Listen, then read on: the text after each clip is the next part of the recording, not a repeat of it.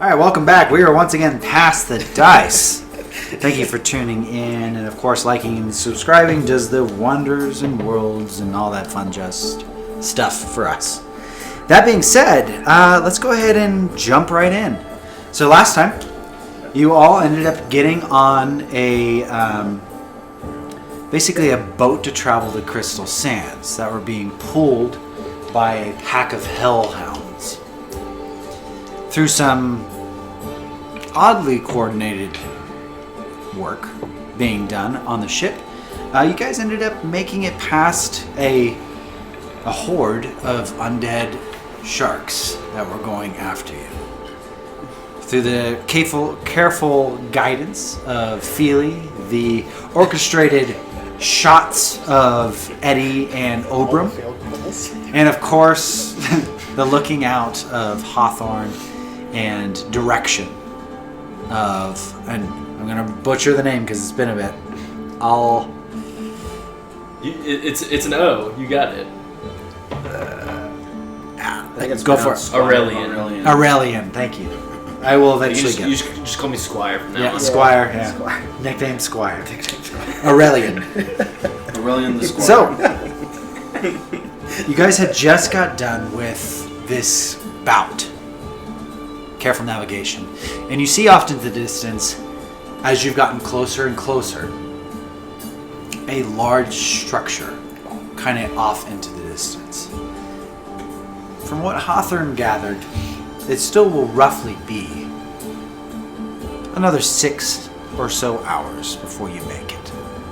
That being said, the coast is clear for now.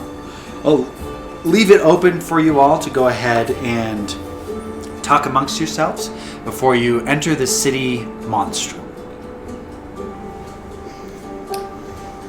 Not yet. He's not. Okay. No, not yet. Okay. We do have a special guest today in our midst. Good work today, Squire. Thank you. Your praise means everything to me. As it should, Squire. I'm like on my knees and the hands in the air. Thank you. You'll be a great warrior one day. If you say so. And Aurelion, you're holding these shoes that Feely had directed you to clean. And I need you to go ahead and roll a finesse roll just to see how well you did. Oh. That is a 11 with hope. 11 with hope. Take your hope. Cool. Feely, the shoes look pretty sparkling. It may not have been his first time doing some scrubbing. Even though they're like super clean. Yeah, they're polished. That's gonna feel like this was an important part of my training back with the hunters. If it was so important, you wouldn't have missed a spot. Back at you. It's like a gut-wrenching feeling. It's like getting stabbed in the chest. Let's go. Feely is not impressed. Oh, I'm so sorry. It's not okay. Do it again. At this point in time, Eddie and Ober, you're down below. Ober, you're still catching your breath from holding a cannon and firing it with your chest. Insanity.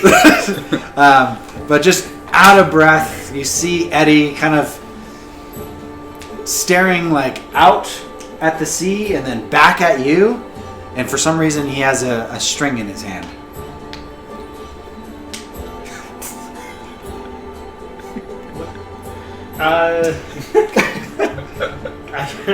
I just keep looking back and forth. Looking outside, looking over at Ober, looking outside over at Ober. Little moment if you would like to. You guys just shot off a horde of 20 undead sharks. Put things into perspective. Might need some flames on my back. I think I broke something. Oh, I'm sorry, man. I'm sorry to hear that.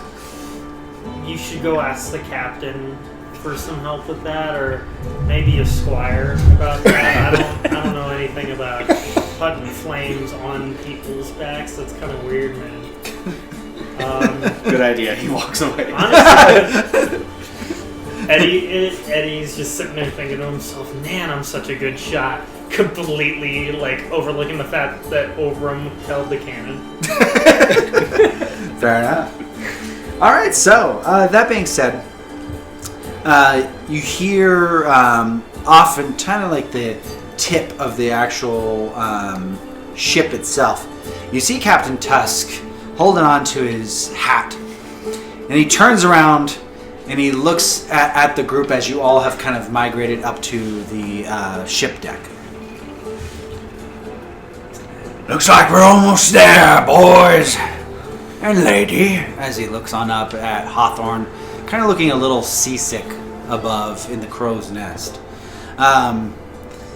He's, as you can tell, you're kind of beginning to pick up speed. Even Feely's stuffed parrot is kind of holding on a little bit as you are getting faster and faster. So we're just about to hit port and be able to get into the Monstrm.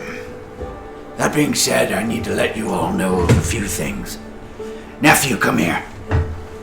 I kind of step forward, kind of just shift around awkwardly, bump into people as I move from the back of the group to the front. Okay. So, being in Monstrm means a few things. This place is not protected by either a sacred flame or a relic of the past.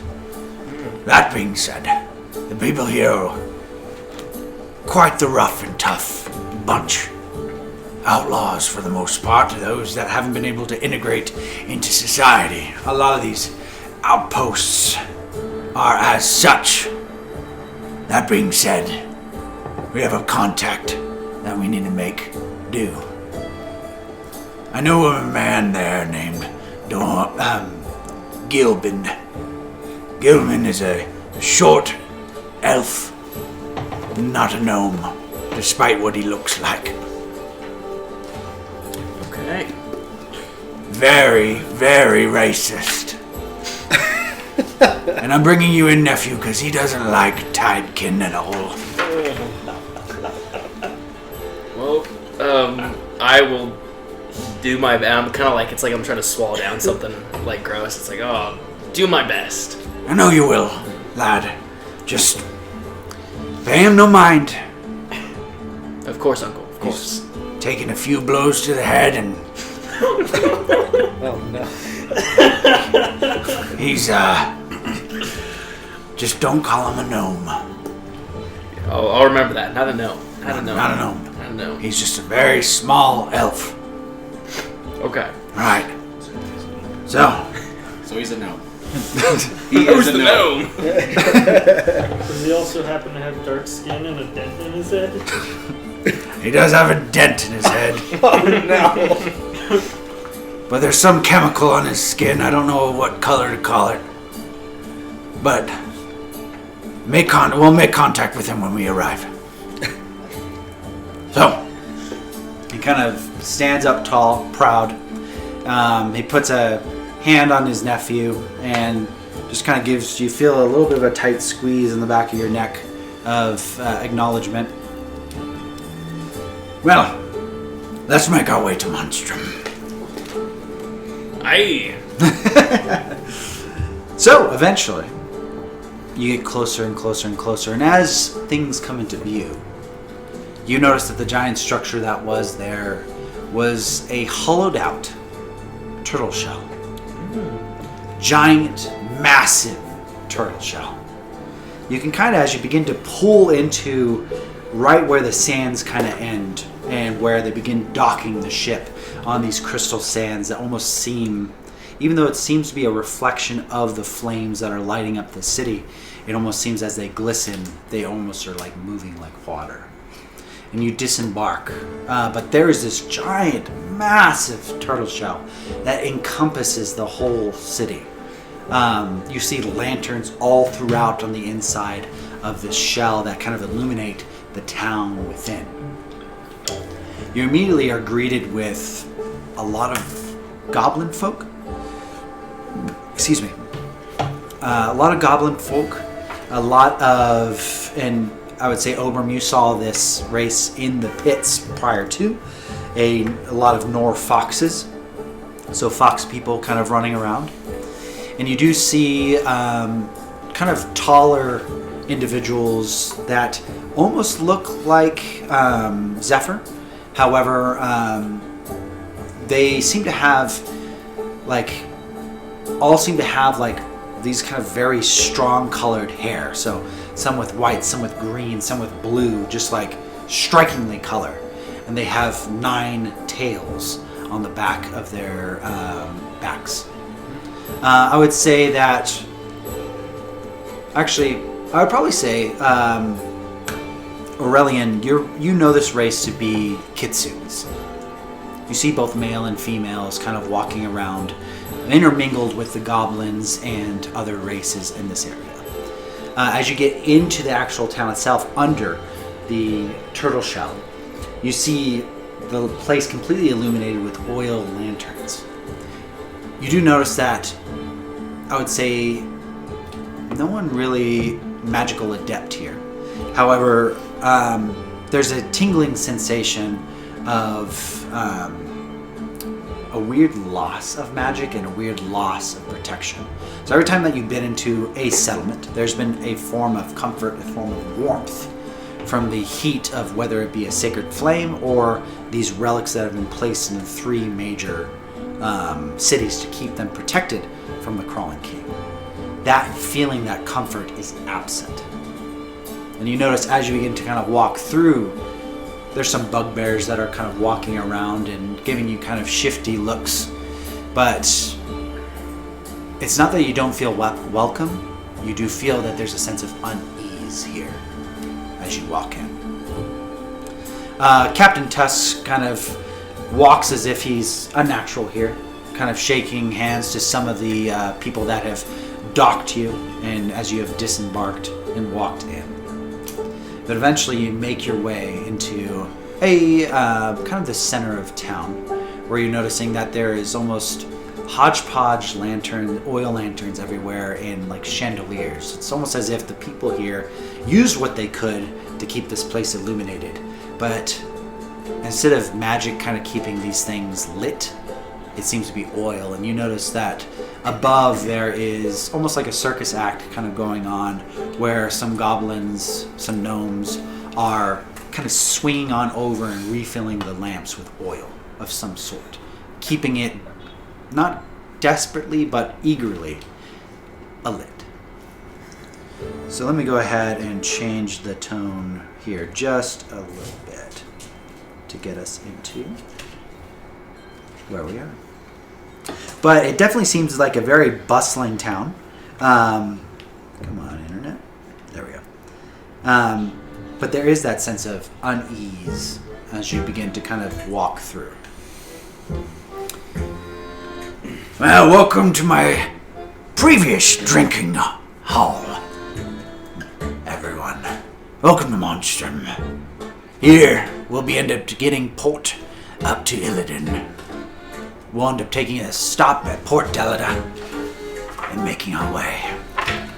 Definitely feel like as you're walking through, the population is rather large here. So it's almost like there's a sea of people kind of parting as you begin to kind of navigate through and see Tusk. You notice him talking with his hands as he normally does. Right, now here is... And he ends up leading you over to this... I don't want to call it a pub. I would rather call it kind of like a shack for the most part. And you see a lot of people just outside talking amongst themselves. This is very much almost what a stereotypical pirate town would look and feel like. This shack that he has led you to, there is skeletal bones, almost like one could imagine like these voodoo kind of like little structures, kind of little bones here and there, shape-shifting into what one could consider art. You're not entirely sure. You see this strikingly short elf. Has a little bit of a longer neck than what you would establish like with a gnome, so his head almost has like a bauble-like effect. You do notice that he does have like a metal plate over part of his head that seems to be screwed into it. You notice that he has this very long white mustache that kind of goes down to probably about chest high. So it's just this really long one. He has white fuzz on the side that kind of goes across where the metal plate is. And he has these kind of beady looking eyes. And you notice that part of his skin is like a black light color. And part of it is almost as if like you spilt bleach on it, and it looks like there's like dye, like kind of showing a little bit of his face. You approach it and you see Captain Tusk like give him like, hey, you know, how's it going? Oh, good. These are the lads, and here's my nephew over here. What do you got in store for us? And you see him like look up, and he looks at the lot of you like, well, I don't know. What do you mean, man? What? I got the ship ready to go, and all that you have been talking about is this great big old thing. And you got one of them with you. He's my nephew. Be nice, be kind. This is Aurelion. I like kind of get down one day and I'm like, oh, it's great to meet you. I've heard so many good things about you. Hopefully only the good things. He looks at you kind of with a beady eye. He's staring at you. Might I fetch you a drink? I run the bar. Oh. Might I shine your shoes? He looks around for a sec.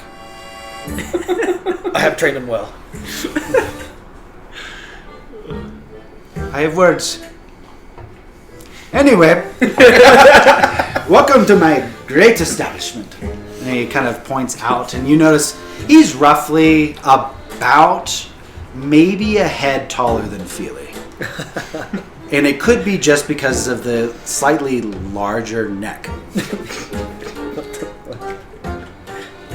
I call it Ship Shack. We sell drinks here. We sell all kinds of things. I don't quite have an accent for him yet. I'll get there.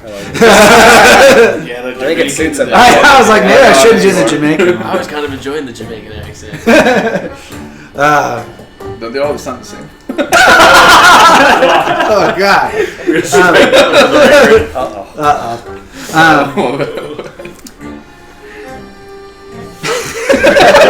Just do the Indian accent. The Indian one? All right. He's getting canceled. This is my bar. Can you edit this out? I could, but fuck it. This is my bar. Can I help you get anything? What? The greatest bar. The greatest bar ever.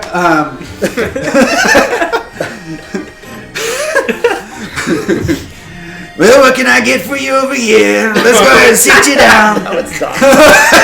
It's done. I like it. So you all kind of sit down. What kind of passage are you looking for? Are you looking for something large? You're looking for something to do a little Italian? I don't know. Yeah. Mixing it up. All right. He's got a dent in his head. He's yeah, there's something wrong with him, Yeah. speech-wise. Yeah. He's very inconsistent, man. Yeah, you notice that. We'll make it canon. He seems just so almost odd, and he kind of like twitches every now and then. Every time something changes, whether it be his personality, whether it be what his speech is, he just kind of like has a little bit of a jerk. So you notice that he gets like, you know, what can I get you? Anything? What kind of drink do you like? You seem cold. Do you require a jacket? What do you mean jacket? I don't need any jacket. I'm quite comfortable as I am. I'll just take 1 cup of booze, please. Cup of booze? Alright, what can I get you? What can I get the frog? Fetch Vasco Feeley a glass of wine. Fetch a Feely. Fetch a what? Glass of wine. Oh, okay. Only the best! Only the best. Only best. Alright, what can I get you? What's the strongest thing you've got? This guy's an alcoholic. Every time. Yeah. Diet I mean, the Coke. strongest thing that I have He's is a Diet Coke. strongest thing I have is this this. They call it tar here. Would you like some he's a tar? machine, can he? Gets from Sure. All right, I'll get you some tar. he gives a 93 Big fella. Me. I'm so What can I get you? Me. You want some meat? All right, I'll get you meat. And he twitches again, and he kind of goes on off into the to the inside, and you notice that he has a few people that are kind of working under him. And Tusk kind of speaks up. In the letter that I sent, he's gonna have a ship for us ready in the morning. That being said, please explore to your night's content, but be careful, keep your purse on you. It's not the safest of places. Everyone all right with that? You all get it? Ask if Feeley can protect his money. Good to see. You know what? Sounds easy to me. give you Is there one. something wrong with the gnome? He's not a gnome, first off. He's gnome shaped. He's gnome shaped. Just don't say that. Gnome shaped, why not gnome? From what I heard, he survived the Calamity. Got a little in the process. But he's the only one sane enough to actually run boats out here. What do you mean he's the only one sane enough? He's insane to be doing it, but we're going to take advantage of him. Of course, Uncle. Sometimes we have to play our cards close. And our wallets. I need more drink. Yeah. You see, he come up. You see the small elf wander on over. Now, what can I get? So we have the wine over here. And he slides it on over. We have the tar here, made here, and for you. Thank you. I just like really slowly just like kind of grab the edge of the cup. When you grab it, he holds onto it for a little bit longer, and he lets go. And he holds his hand. You hit your piece. Like wipes it off. Just kind of like. Ugh. So, and he twitches again.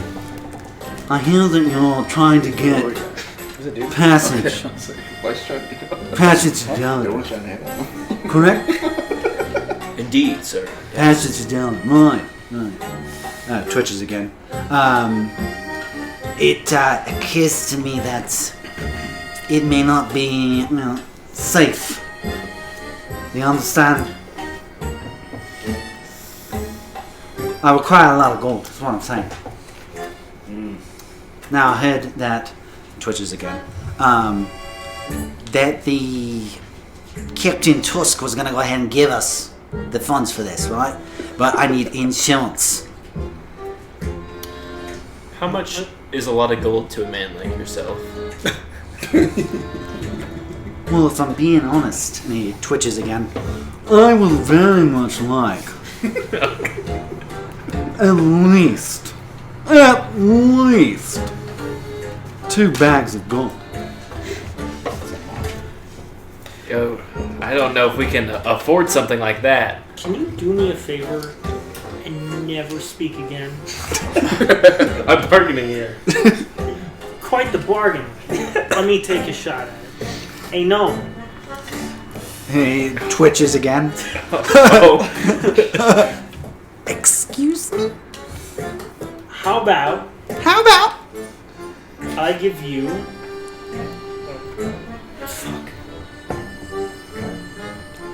one bag of gold and... I know this is taking a while. And he's like searching through his bag. This, and he puts down the Murskull that he ripped out of the merfolk. Looks at it. Oh, that was my cousin. He looks at it, he's like, quite grimy. Twitches.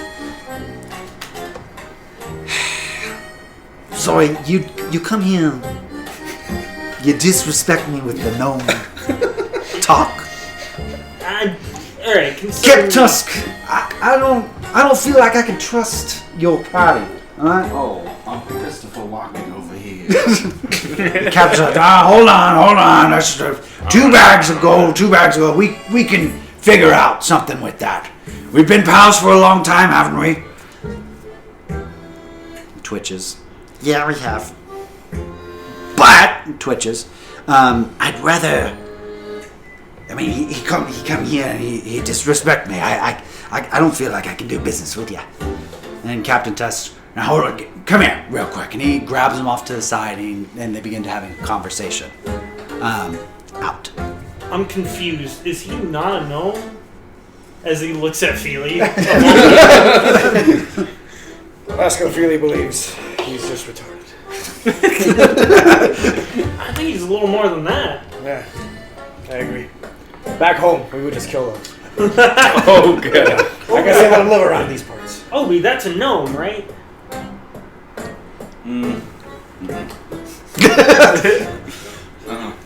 I thought it was a halfling. You can tell. Look at the neck.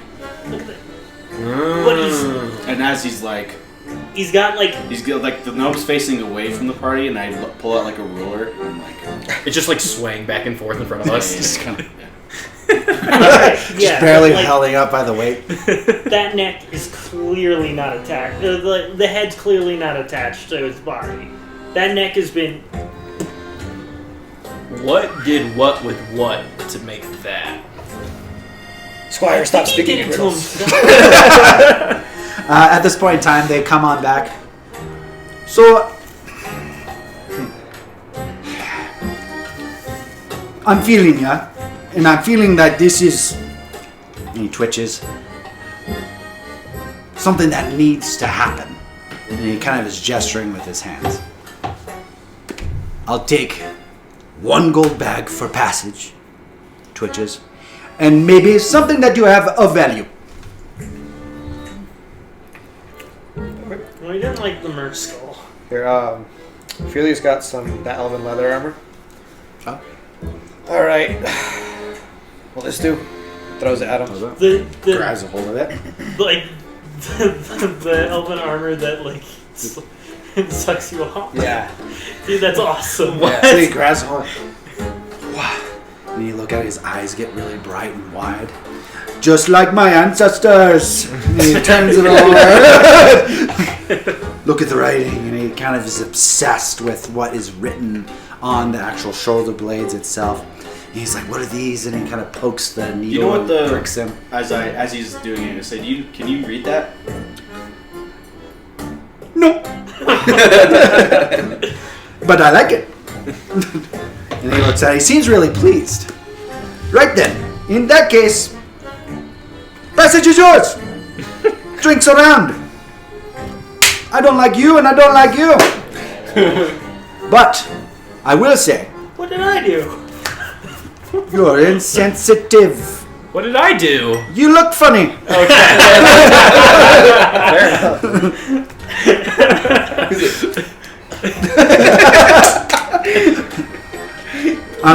Passage is yours. Be safe while you're in my town. Otherwise, I come and get you and have to bring you around back. Bring you out to the barn. Shoot you out back. Do not threaten my squire. Ooh. That's a threat right there. I will threaten who I want. Look at him. I'm gonna kill this guy. Feely, he's on I'm not gonna stop you. Feely, he's on to something. He's on to something. The only thing he's gonna be on is my blade. Oh, that's tough. Fuck it. Let's just I like fight the blush a town. little bit. Well, it is good He's good. that you have that kind of tenacity here, as he twitches. But you come into my town and threaten me. Don't make it happen. Disrespect. That's all I ask.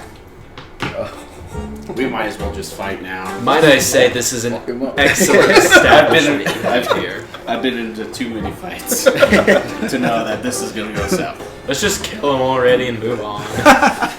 So, I have passage for you in the morning. Enjoy your stay at our lovely establishment. And he turns around and and walks off. So Zephyr kind of speaks up. So, one thing that I'd want to make sure that we do is kind of coordinate in the morning. For the most part tonight, be safe. But as what they would consider night here, that's when things get dangerous. Should we This place sleep isn't in- protected. Should we sleep in shifts then? I really recommend it. That being said, the only place that I feel safe is probably by the coast, where the light was purged, where the sea was taken from the crawling king. I second that. Should we set up camp there then? Maybe set up tents. That being said, do what you want for today. Be safe. And he kind of gets up. He didn't touch his drink and left. Well, I'm not gonna touch my drink. Can you describe what Tar looks like? So tar seems to almost be this. It's served in a large, kind of thick ale-like glass, and when you tilt it, you notice that it kind of bubble a little bit, as if there's air packed in there, but it's thick, it's viscous. I'll take one for the team. I just kind of like shakingly grab the cup and like kind of bring it to my lips and hesitate there for a second before just like throwing back a big gulp. Throwing back a big gulp? Okay. I need you to go ahead. I need you to do a strength saving throw for me. Oh my god.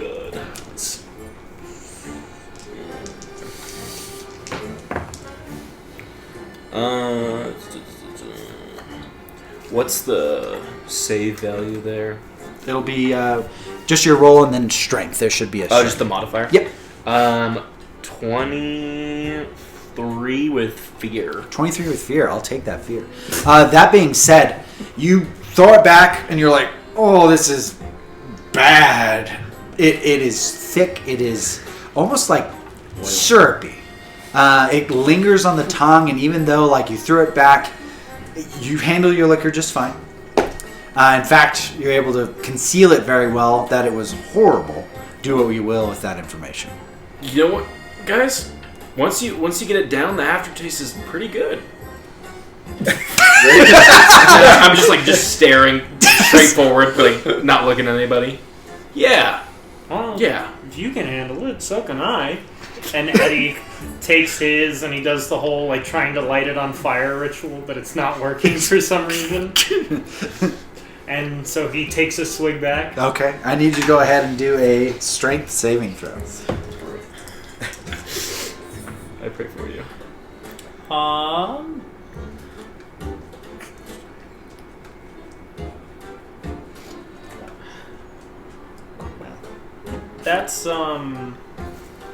That's a 15 with hope. 15 with hope. Take the hope.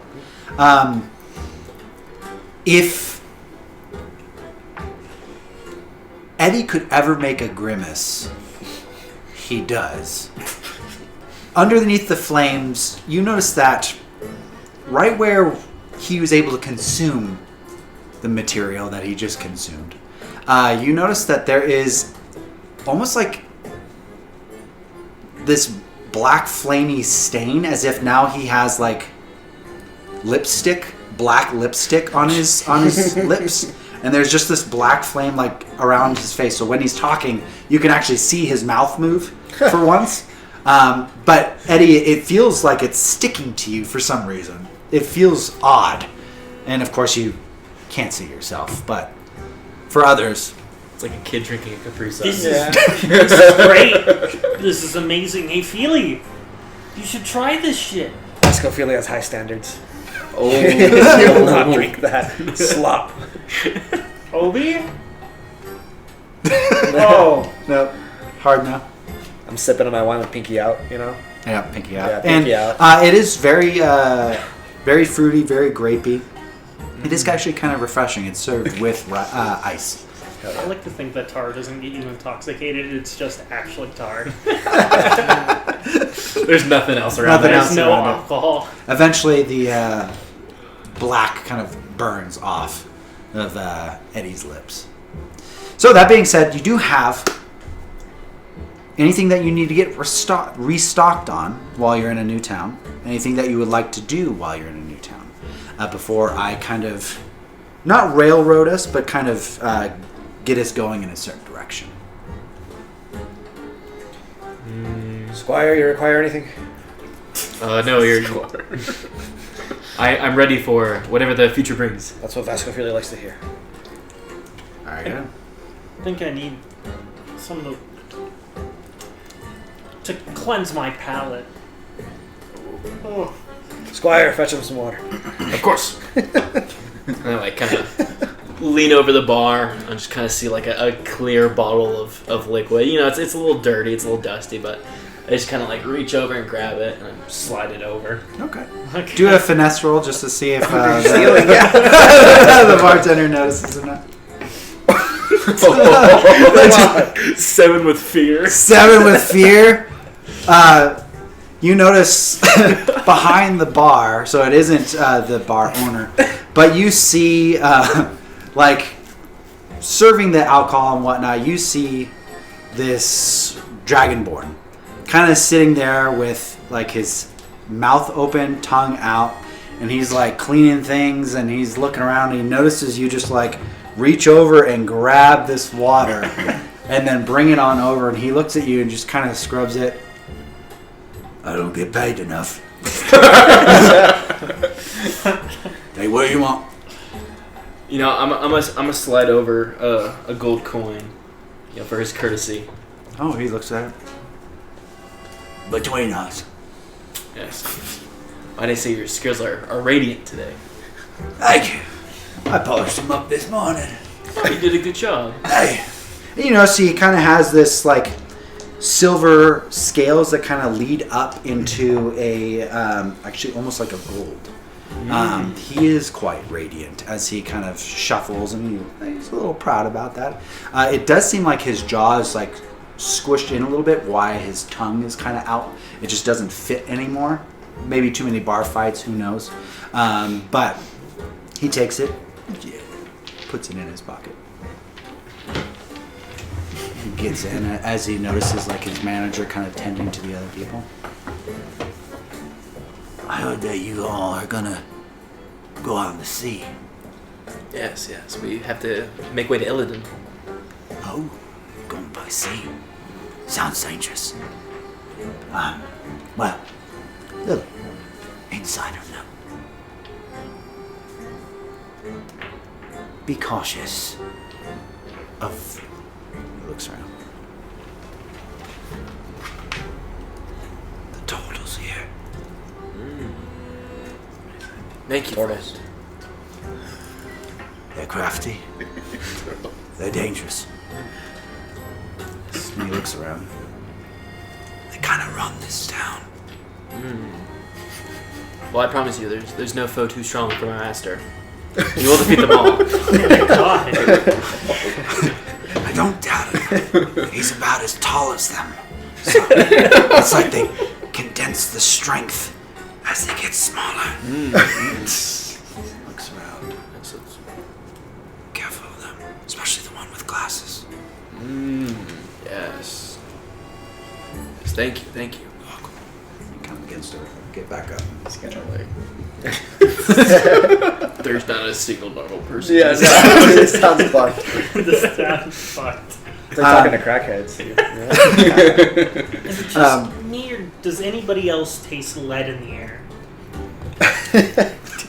It's just a little something. My head feels fuzzy. So, part 2, Tar, I need you both to go ahead and roll. Oh, damn. This is in your stomach at this point in time. Oh man. Nice. Oh, there we go. Oh, you know what? That's awesome. Is that a strength roll? It is strength, that's Oh man, that's a 9 with fear. Oh no. Mine is a 25 with fear. 25 with fear. Racking up the fear. He's, you know what, so Aurelion, you're feeling A-okay at this point in time, but Eddie, you kind of get up, get ready to kind of like maybe explore the town or whatnot.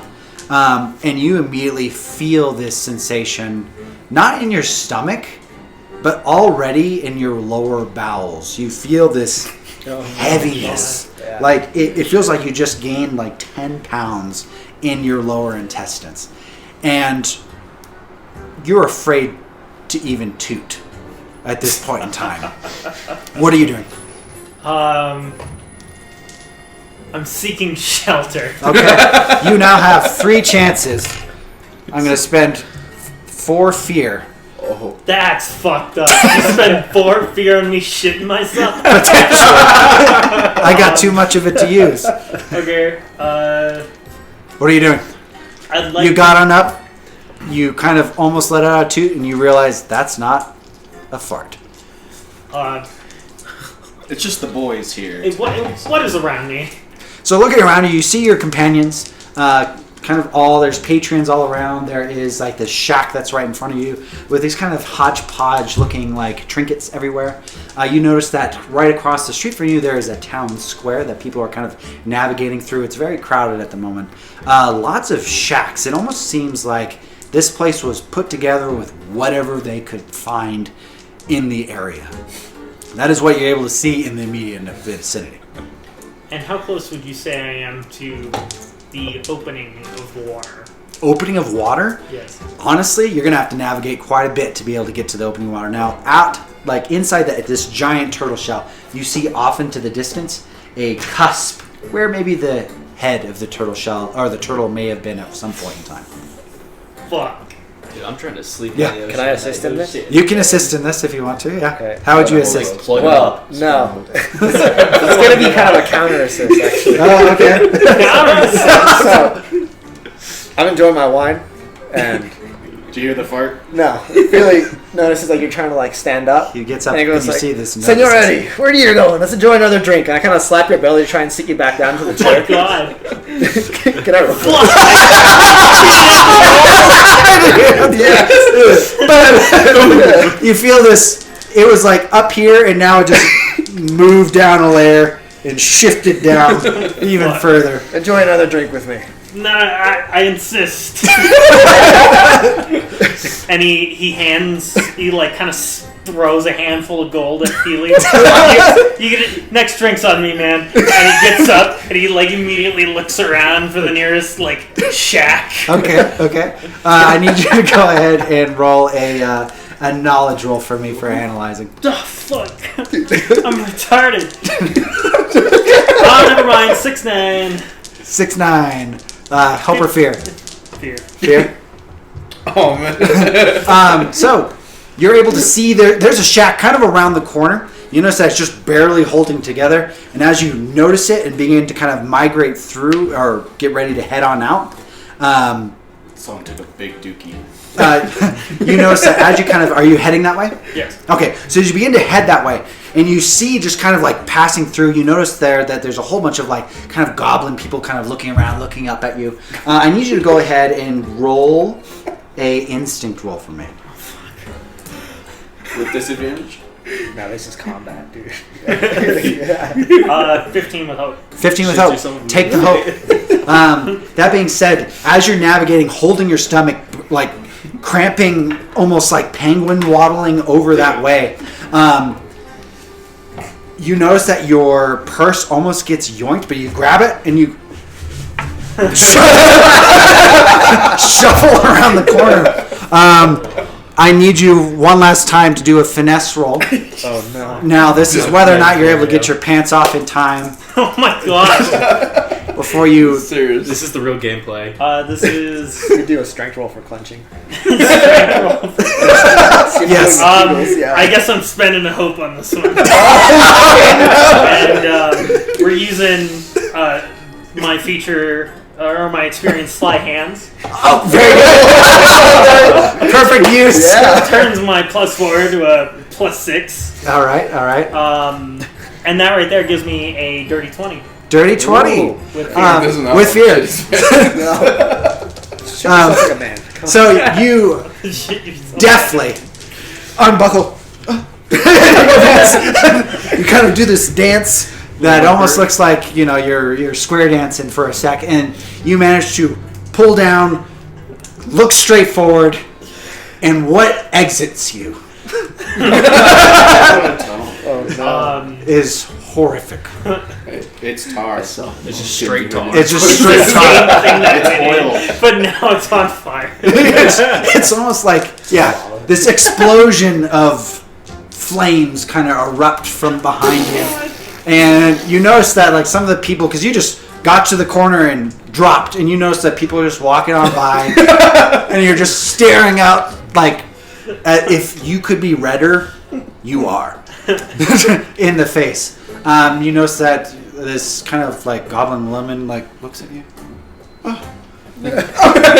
She pinches her nose, and she has like this lot of long brimmed hat, like almost like a summer hat, as she stares at you with disgust and grabs a hold of her large nose and migrates around the corner. That being said, anyone wanted to do anything before night? I was just gonna explore the town. You might want Okay, to wipe it. absolutely. I would like to do the same. Oh. Wipe? For sure. That's important. I'll say for the most part, everyone at this point in time, you finish your drinks, Eddie, you're feeling a little yucky. But you're okay. You feel all right. Go ahead and mark a stress for that, by the way. But you all you know lot what? end up kind of migrating through. Huh? I've got grit. I don't have to mark a stress for shitting myself. Fair enough. So you kind of migrate through the town, and you notice that this crowd is definitely like a little rough and tough. Let me go ahead and change the tones here. I have my everything I have is like in the front of me. Okay. Like I have like that bandolier kind of like pockets and stuff, so I store all my stuff. Yeah. So it'd be like really hard for You all kind of gather in. But you kind of navigate through the town. And you're noticing, like, as you process through and kind of keep to yourselves, you do notice that at a certain point in time, you kind of migrate through past the town and make your way through the actual where the seabed is itself. You do notice these kind of large tiki torches everywhere. You see some people, actually, a bugbear, looks like some sort of elf, as well as a turtle, dancing in the actual sand itself. You notice that as they begin to dance in the sand, the crowd begins to kind of gather around. And they begin to kind of kick up the sand itself and go in these slow motions where they're shifting from left to right. You do notice that people are kind of tossing a little bit of coin here and there.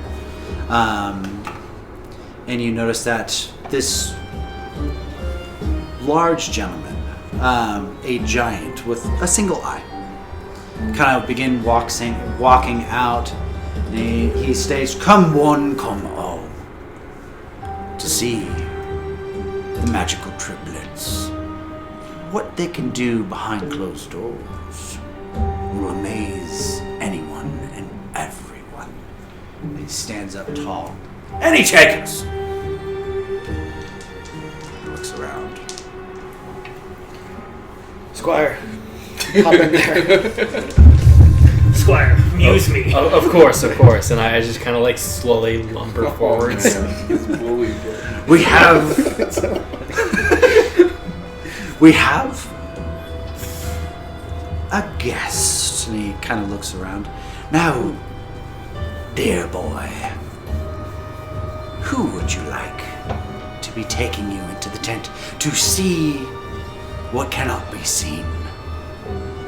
Which one's the prettiest? None of them. Can I pick you? No, I don't have the sight. And he blinks with his one eye. I just kind of like gesture back, so it's like the closest one about. I'll take that one. Okay. I need you to roll a d4. A D4. Mm-hmm. It's It's a 3. 3. All right. So you notice, as you pointed the person next to you, you do notice that the one on the far right-hand side was a turtle. Oh. God damn it. So you notice this little turtle kind of, as he finishes his dance. Well, He adjusts himself. I see you have good tastes. Thank you. Are you here to see your future? Yeah, I guess so. Come. And he brings you over, and you notice there's this, just like everything else, it's almost ramshackly, but there's this tent kind of on the outside, and he leads you in, and you notice this giant crystal ball in the middle of this tent.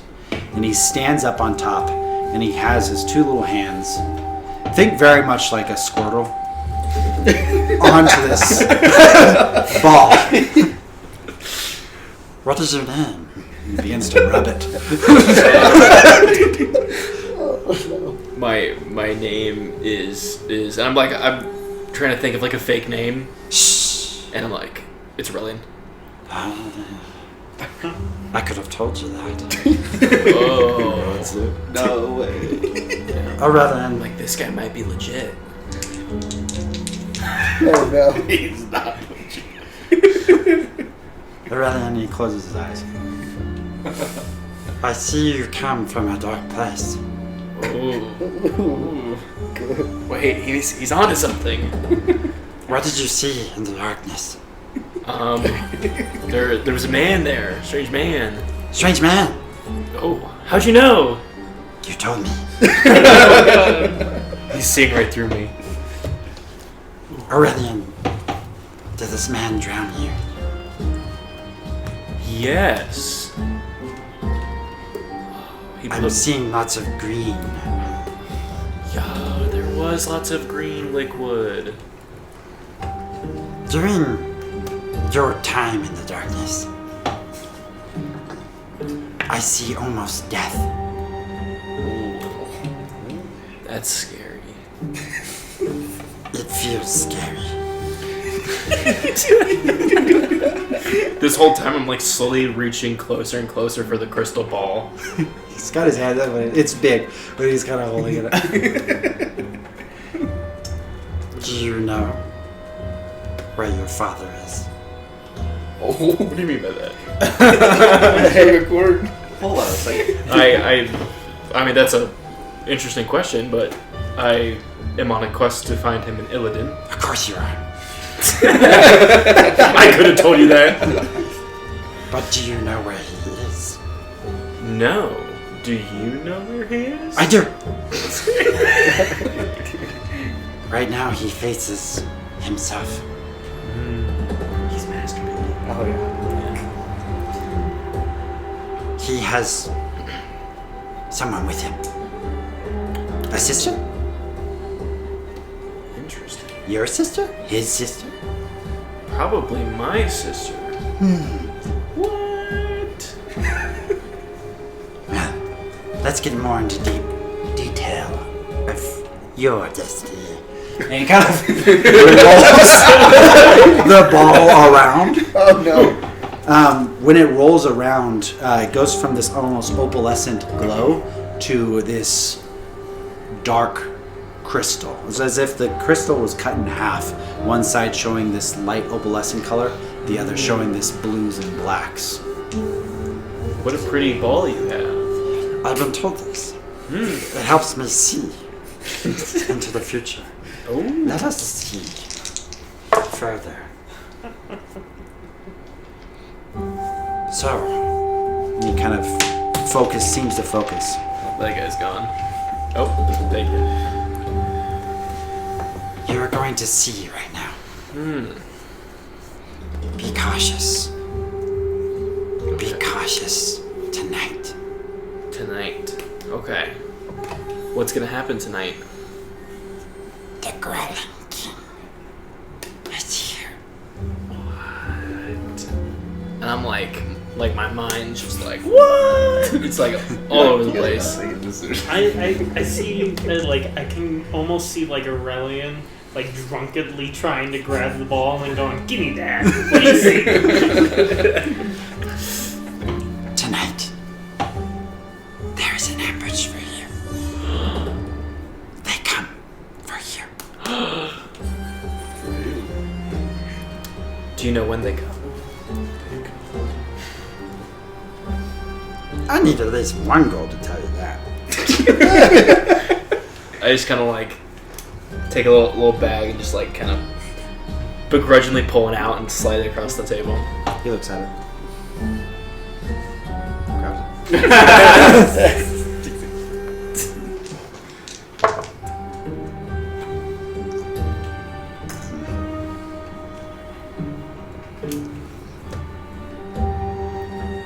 When the tide is at its highest. Oh, I should really know these things. It's like a rainbow. Yeah. Do you know how many of them will be there? Oh, I need at least another gold for that. Pull another one. I kind of slam it a little bit harder on the table and slide it over. He grabs it. He grabs it. I see. I see. I see. Our time is done. And he frowns. Oh no. He's looking back at me. He begins to kind of move his hands around it. It's staring back at me. The one with stitches. No. I see 5, 6, but one's no. Ah! What the hell is happening? He falls over dead. What? Oh shit! Holy shit! I'm drunk as hell, by the way. That's right, I forgot. I just kind of like poke him a couple times with my spear. Hey. Just see him just kind of just not moving. Can I approach the table and just kind of like scoop up the big crystal ball? You could do that, yeah. Yeah. Okay. I'm just gonna kind of like stumble over myself, like kind of clip my hip on the table and just like grab it in my hands.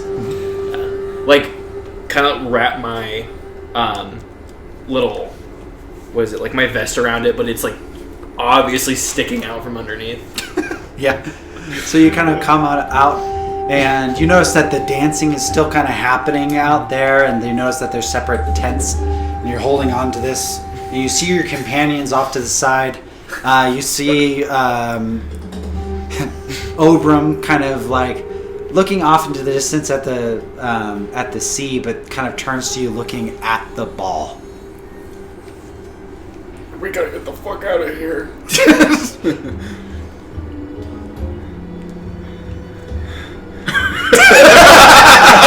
Guys, I think he's dead.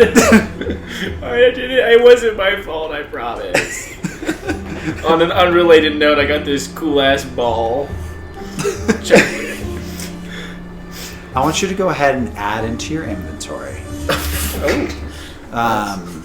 Orb of confusion. Orb of Yin and Yang. Oh, shit.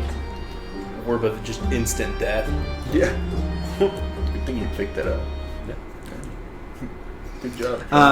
So what are you doing? You have this dead turtle in a tent behind you. Your companions are in front of you right now.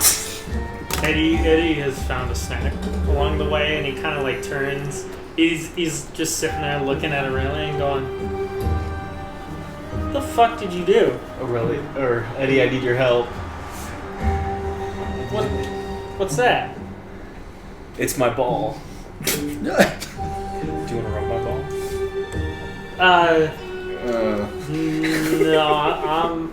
I'm good. Feely, are you sure about having a squire? I like the Squire. I think he just killed a turtle person. I respect it. I really need to ask you a favor. Yeah? I want you to burn down that tent. Holy shit! Yeah, sure. I've got nothing better to do. I'm just like continually waddling around with this thing, like poking out from my coat. So Eddie, you come up to the tent and you're immediately noticing that, interestingly, as you peer into the tent, you see the shell of the turtle, and oddly enough, like a skeleton already there in the shell. I pick up the shell.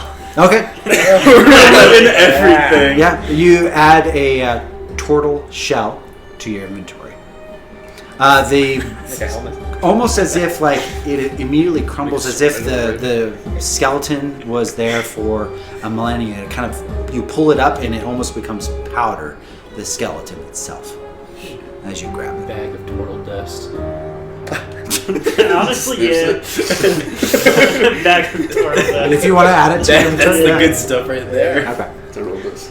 So you end up lighting it on fire and exiting kind of out. And you do notice that there becomes commotion. People kind of run on in. They like begin to try and douse it with some of the water. And they notice that the body is gone. And you notice, like, as you're migrating away from this group, you notice the giant that was there. He says, "And another one of us has ascended!" As he holds his hands to the sky. "He will come back in rebirth as anew." What the fuck is happening? I'm just like fully losing it at this point. Here, sniff some of this. You'll feel better. No. It is somewhat calming. More so, not like the powder itself, but just focusing on something. Yeah. Just like slowing me down a bit. It is calming. It's a certain brininess to it. But there is a level of calmness that it does bring you. Thank you. You ready? So with a lot of you, Yeah, that's a turtle you killed. And he puts it back in. you kind of migrate through the actual town itself, and you go along the coastline. You can just see just a lot of different kind of people, walks of life here, but for the most part, you still get that feeling of these individuals are people that kind of live and live life in a different way. Like, there isn't that sense of protection, and they're weird, they're odd, it kind of almost makes you feel a little homesick in terms of like a normal settlement, but there's a certain charm to some of the goofy and weirdness of this place. Now, I will say that you guys can do one other thing before night's end. But the town itself is very lively. It is full of shacks and things of that nature. It's very much a hodgepodge looking place. Eddie, having now burned down the tent and made a full realization of what the fuck he just did, is feeling remorse and also a little skittish. So he sits there and he's like, I gotta lay low. And he tries turning off his flame. Oh, you try and turn off your flame. Yeah, first time he's ever consciously tried. Okay. I need you to go ahead and roll I'm going to say a strength roll to see if you can hold back your flames.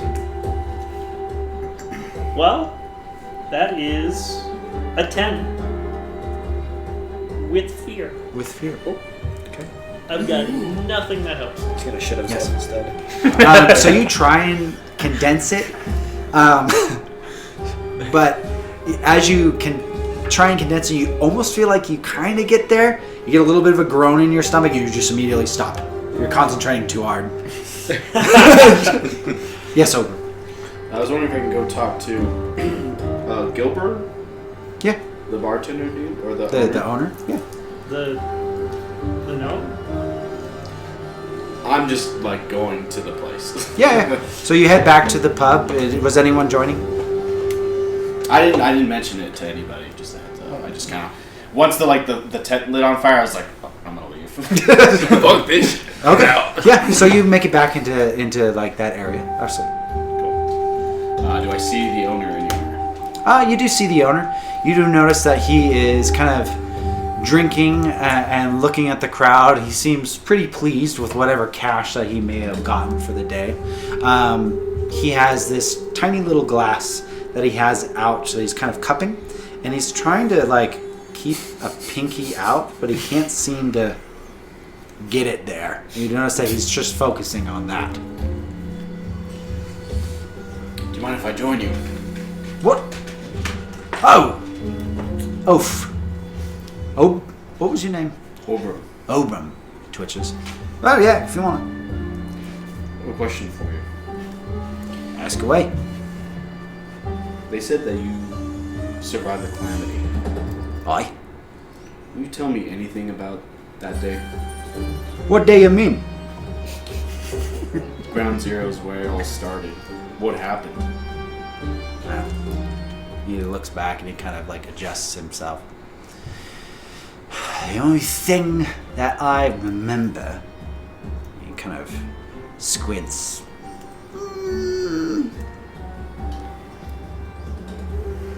All I remember, he twitches again, is when the black flame began to become in waves on us.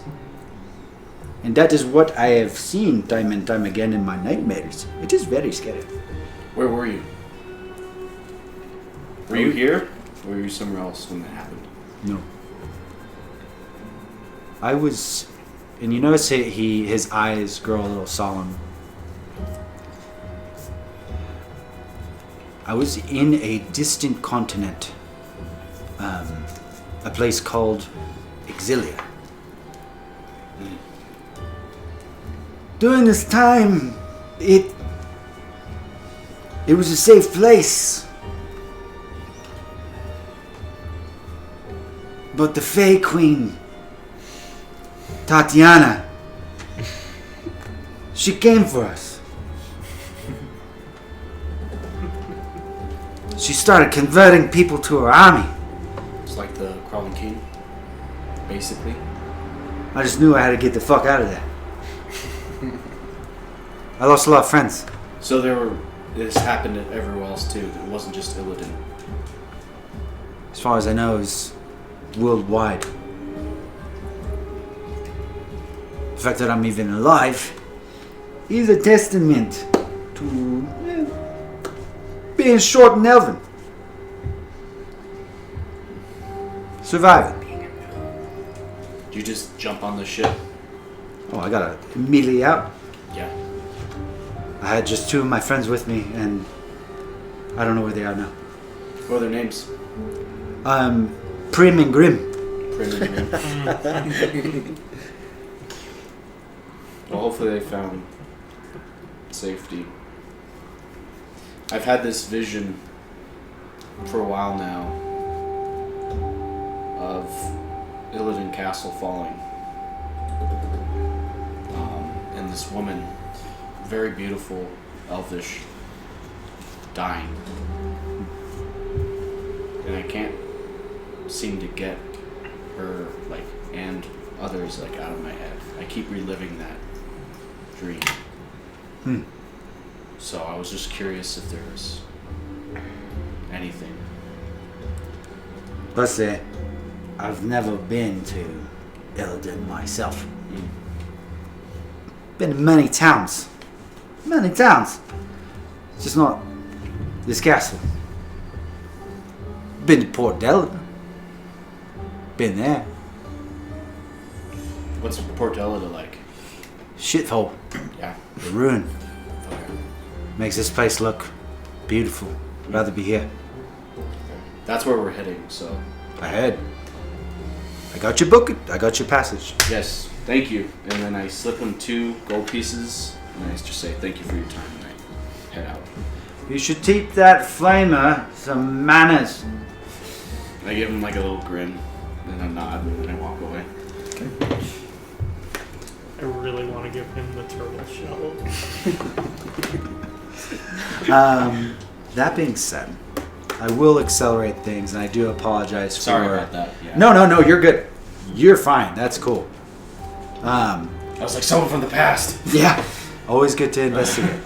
But what I mean by I apologize is that this zone, this area, slightly railroading you just a little bit. That being said, you all set up camp on the beach late at night. You notice that each of you have your own tent, kind of looking out into the distance. Yes? Would I be able to, set up a little alcove in the water? You could, yeah, if you'd Okay. like. Yeah.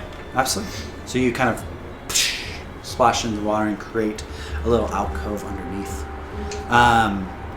Everyone else, I guess, Feely, you could too if you wanted to. The Squire pitch a tent. Yeah. So you end up the two of you are underneath. Now, that being said, before like you all decide to rest for the night, you all kind of gather up and you see Zephyr kind of there, and he already has like a little bit of a fire on the beach itself. The sound of the fireplace kind of crackling here and there as you notice that he's staring into it. Let me change the mood here. But you all kind of gather around it, and you notice that Tusk is kind of across from him.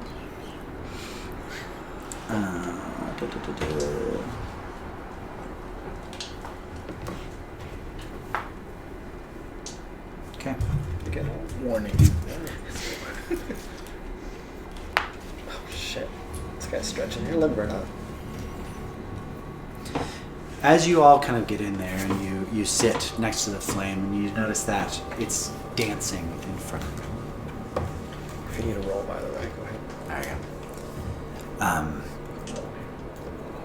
How are you all feeling about this journey? Well, he said that Port Delada's a shithole. Last time I was there, it was. Yeah, just out of curiosity, do we still have to go by water? We've decided it, yes. Is it too late to change that decision? Yeah, at this point, we're in the completely different direction. Fuck. Unfortunately, I'd rather not. Senorita, I didn't take you for a coward. Coward? I'm not afraid of water. Who said anything about being afraid of water? We can all sense it. Fuck up. Yeah, Port Delada. I read a book once. It's where the Crawling King first touched land here 200 years ago, decimating the town, literally bringing hell on earth.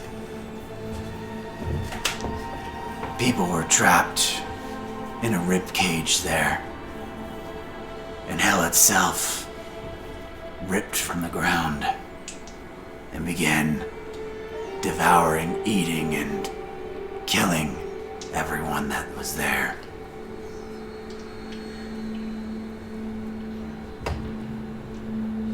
When I visited there a long time ago, the bones of the ribcage still encompass the town.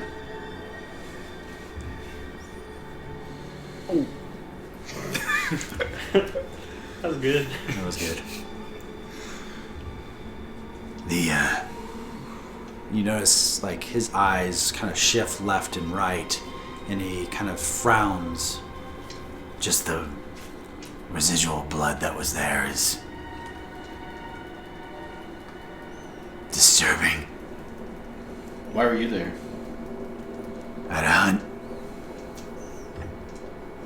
I had a kill. There's a large mutation. One of my kind, and one of Aurelion's gone wrong. A man that was twisted in the form of a moth. Moth-Man. I think like I'm kind of sitting just like in the sand. I've got like the ball in my lap like it's a little pet. I'm just kind of stroking it. It's comforting.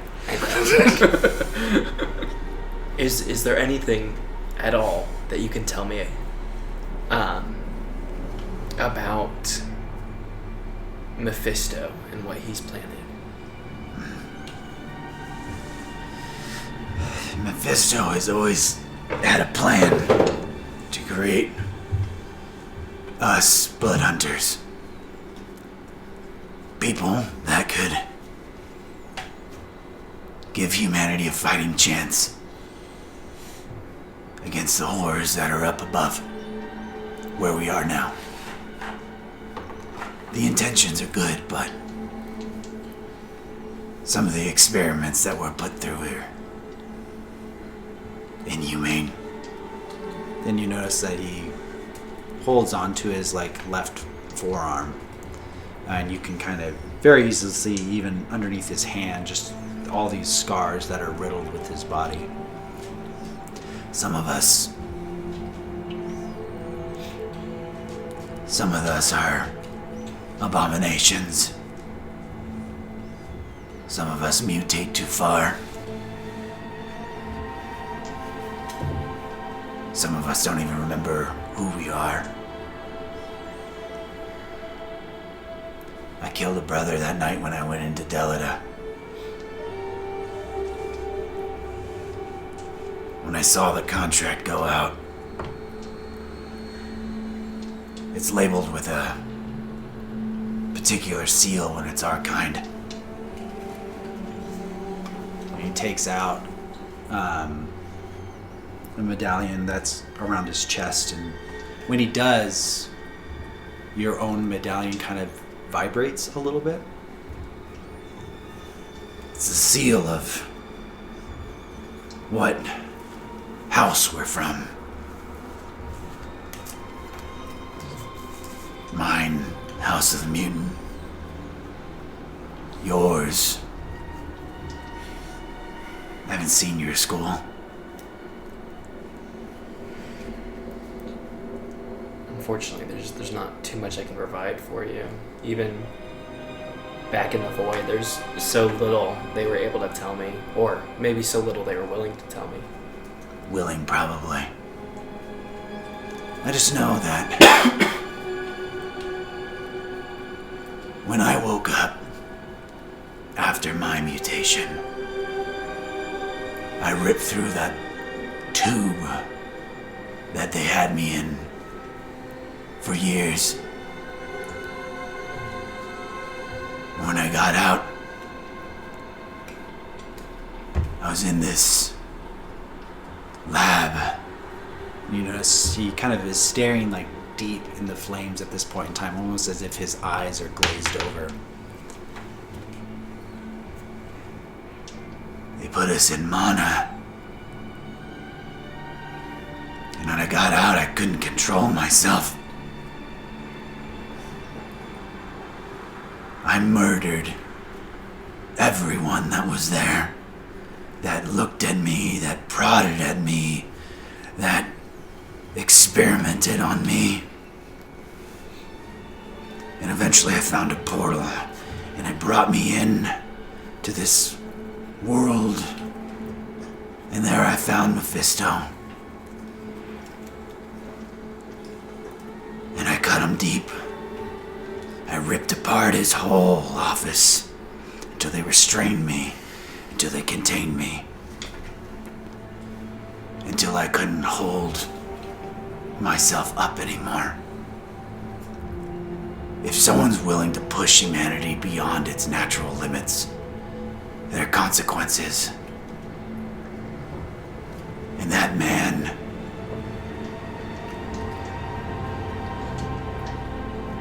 he pushed me too far. I understand his message. I understand the need. The fact that he's still making us, though. And you can tell, and you can almost see it. You notice his neck kind of tense up, and you notice immediately, and Feeley, just red veins, red kind of just bulging out of his side of his neck. What we're put through is not what humanity needs. So no, I don't trust the fucking guy.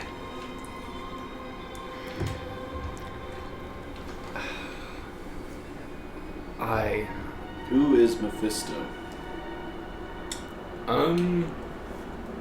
All I really know is that from the point at which I woke up, I was taken to a strange man named Mephisto, who said that he had done this to me and that he had given me purpose, and that the aura around him, now that I think about it, was almost the same as when that blood hand appeared on the ship.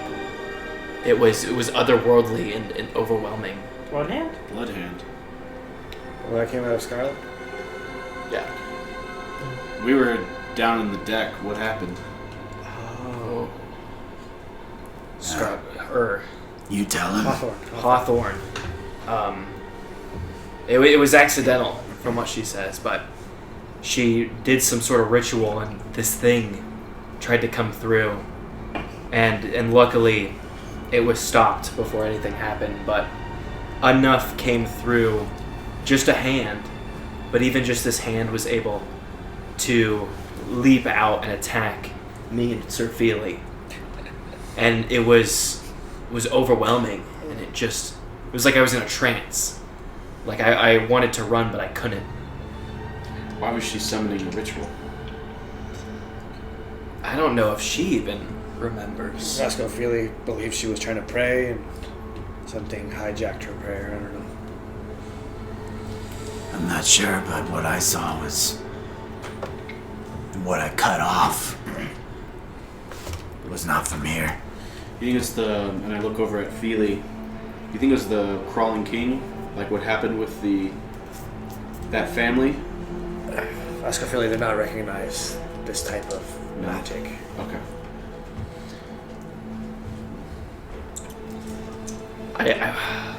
Let me get this straight. Hawthorne did that. Yeah. She seemed quite scared herself. So I don't think in any way it was something she was anticipating. Anticipating or not, all this talk about don't do anything foolish, Mr. Dean, bullshit. And then she goes around summoning fucking demons on her ass. Eddie kind of like stands up from the camp and he looks around. And she's not even around here to answer for. Look at the bright side, Signoretti. More targets to shoot for you. More targets. Eddie starts walking away from the camp kind of angrily, and he pulls a mana bullet out of his pocket and starts flipping it as he walks away. At this point in time, It must be that time of the month for it. it is. You begin hearing. I'm going to spend 4 fear. As Eddie, you're kind of walking away and you're kind of flipping this mana bullet, and it kind of leaves like this trace of green on the back end of the bullet where the hammer would hit. You notice, like, as it flips, it's almost like a glass kind of capsule on the back end. You begin hearing, oddly at first, silence. You're, for a sec, are only able to hear the sound of your own footprints hitting the sand. And you turn around, and all that you see is not your companions, but this glass ball that Aurelion was holding, sitting there. And you notice it beginning to shift. The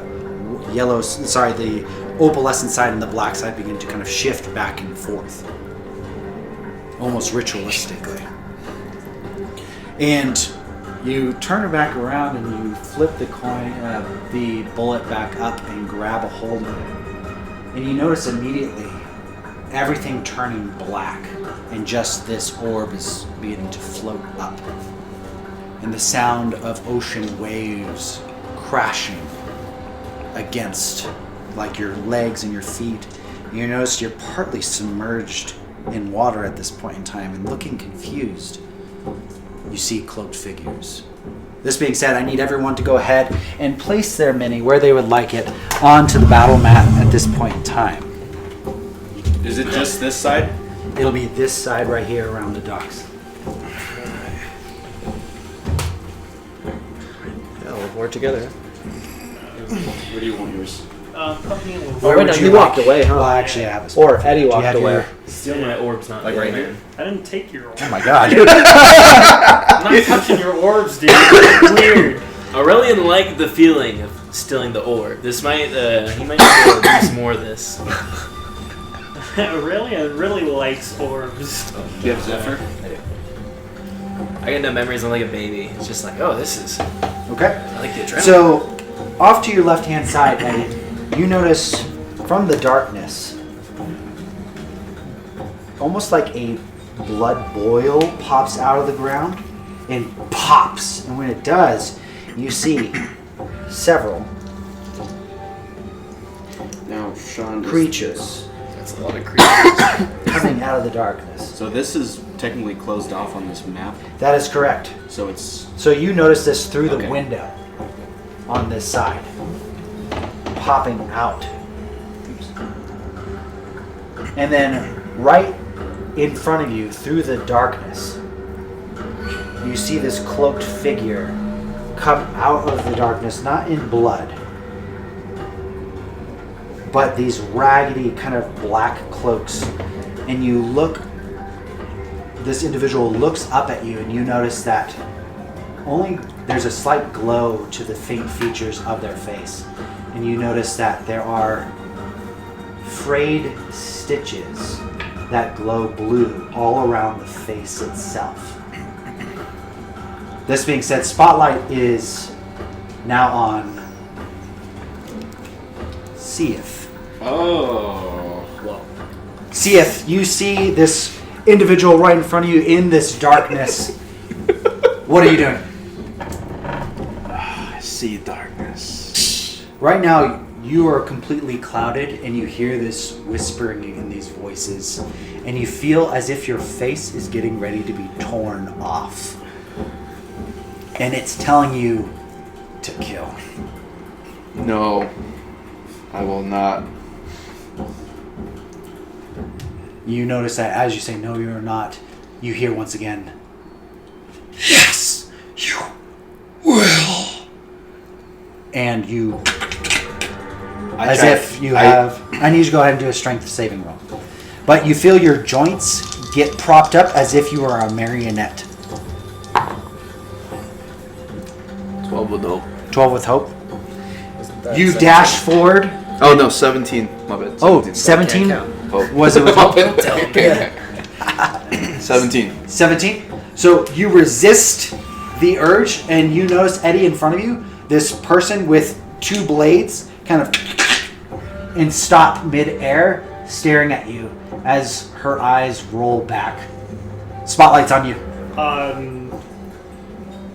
Eddie is going to swiftly pull out both revolvers and just kind of sit there pointing,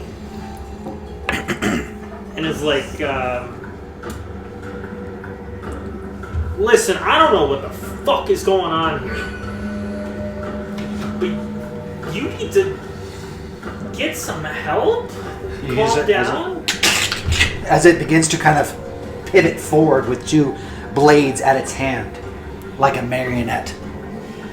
But you hear the sound of popping and like the sound of cartilage just breaking. Oh, fun. And then Eddie points he's Colt's Legacy. Eddie points Colt's Legacy at the knee of this thing Okay. and fires at it. Okay, I need you to roll to hit. And it's reliable. So that's 15, 14, 20 with hope. 20 with hope. Take the hope. Definitely hits. Go ahead and roll damage. upon hearing the gunshots, Aurelion kind of perks up and he's like, I totally forgot to mention the fortune tellers told us that we would be under attack. You did. It's true. And that ball is no longer in your lap. Where the fuck is my ball? That's 11 damage. 11 damage. Go ahead, mark 11 damage. It would be under minor. Okay. That being said, the spotlight is on you, Obram, and Feeley, as well as Aurelion. You do notice this gunshot happen. You immediately take a look around. Obram, you notice in front of you these blood boils kind of begin to bubble up and pop. And you do notice one cloaked figure and almost like a elemental next to it around the corner. The spotlight is on you, and you'll end up, once you're done with your thing, you'll end up flipping the spotlight. So what are you doing? Feely, Squire. Yes.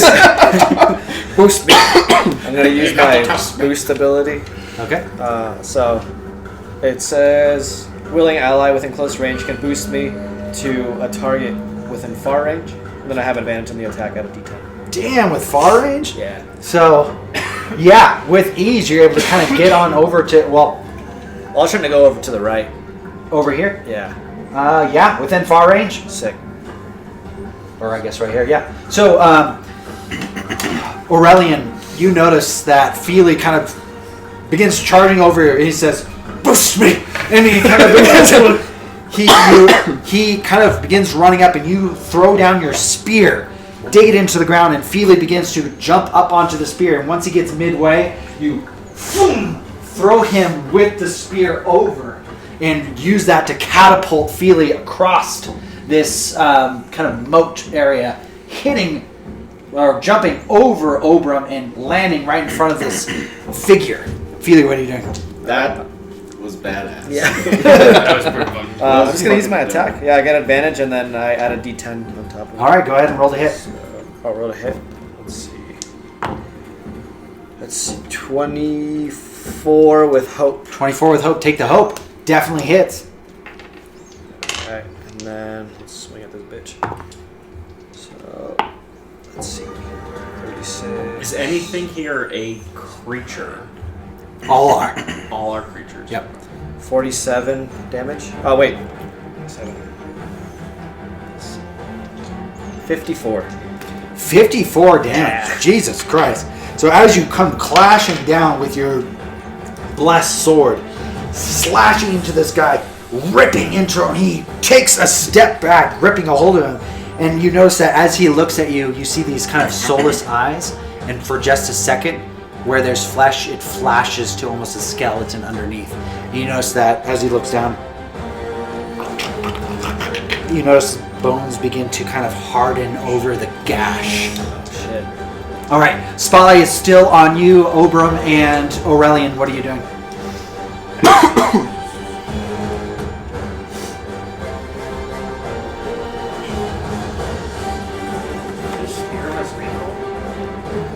No, but I have a move that pull me to it. Oh, can I use... So, my Grizzly Harpoon is far range. Yeah. Would I be able to pull myself towards there? You absolutely could. Okay. You need a roll to hit. A spellcast roll 13. Boom. I'm assuming that's 2d12. Yep. That would be a 17 with hope. 17 with hope. Take the hope.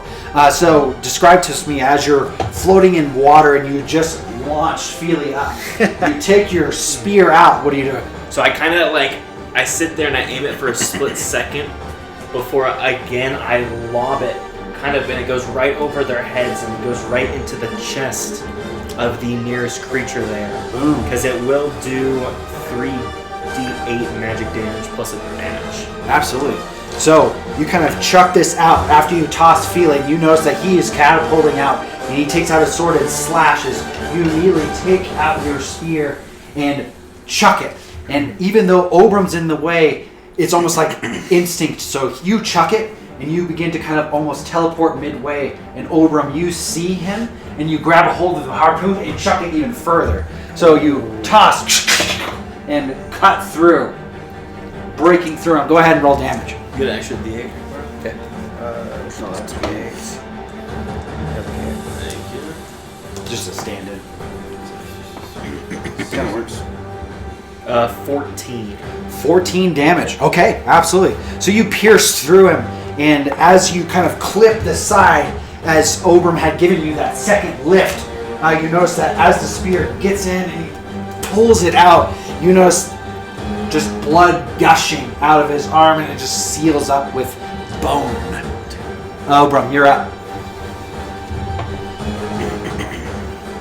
I'm gonna run around here and attack. Yep, you can do that. I'm going to use Reckless. Mark a stress to gain an advantage of an attack. Yeah, absolutely. Are you currently raging? No. Okay. So you notice as you kind of curve around, you notice this entity that is kind of floating in the air, and you notice these bubbles of blood kind of floating above this feminine figure. You're now in conflict with a bloodkin. D6 is for advantage, right? D6 is for advantage, yeah. I'll add that to the list if you can. 6, 7, 8, 9, 10. 10 with fear. Another 6. Definitely 16. hits. Spotlight will shift to me nonetheless, although it was going to anyway after yours. Before Brad Zephyrs. Go ahead and roll damage. 17. Plus. You're not raging, so it wouldn't count. For what? Oh, go for it. Do your thing. 17. Plus physical? What's never mind.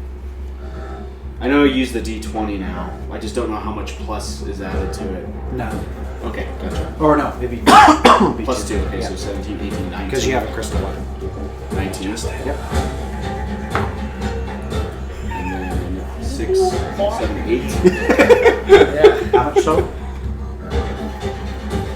28. 28. So Ober, as you had tossed him over, you kind of immediately pivot around to try and give a pincer attack, but you immediately almost slide down when you see this entity floating in blood.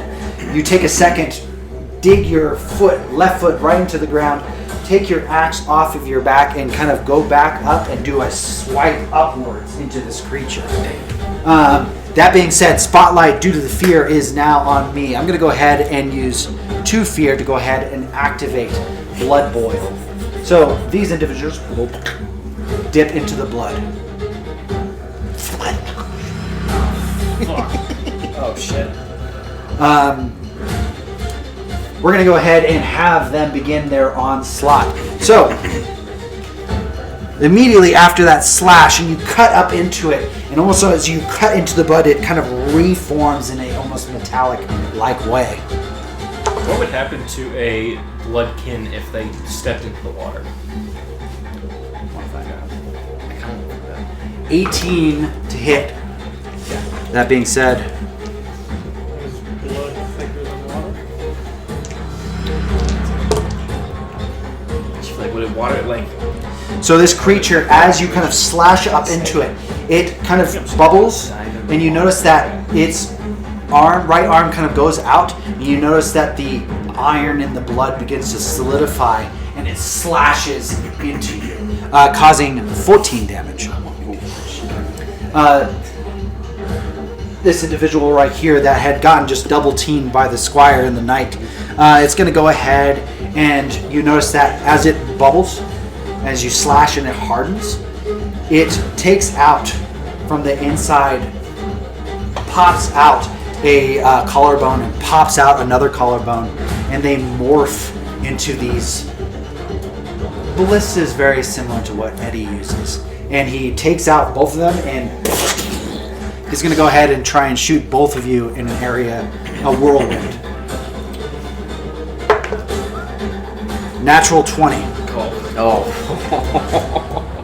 So as he kind of takes out these bones that kind of cripple him for a sec, and he leans up, you notice it re-solidifies, and he takes out these guns and hitting you both, actually hitting Feeley first, so you take half damage with whirlwind. Oh.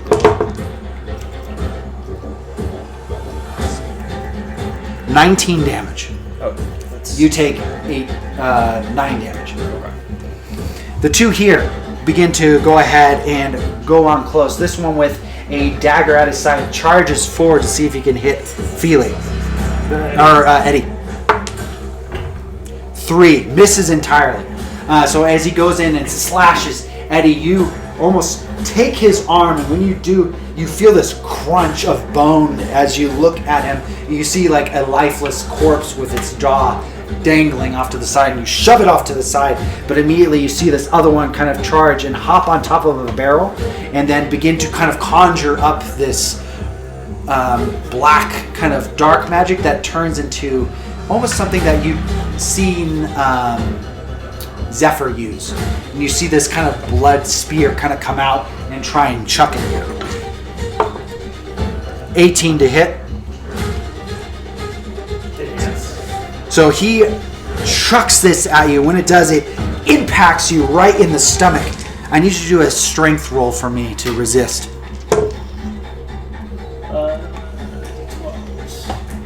It does 21 damage to you. What'd you get? I got... Sorry, I'm still reading. Strength roll 5 with hope. 5 with hope. Take the hope. That being said, when you get pierced into it, he grabs a hold of this chain of blood that's attached to this harpoon and pulls it on over, slamming you back to far range, hitting right next to Ober. And you take Could I 1 additional damage. try to catch him? I would say no, just because spotlight is on me. Perfect. That being said, Oh wait, we haven't rested since that meal. Yeah. So I still have my 10 health. you do have your Still 10. have your. Everyone has a +4. And then Sean, I just realized I don't have a number written down for minor, major, and severe damage. 7 plus your level. Okay. It's your base Oh, threshold. So 7 plus 4, and then the other one, 18 on the other one. Thank you guys. Okay.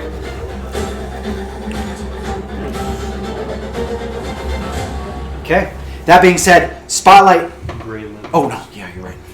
He still has his spotlight on. I'll be easier. Zephyr charges on forward to where Eddie had just been tossed and takes out his 2 blades to see if he can go ahead and tack.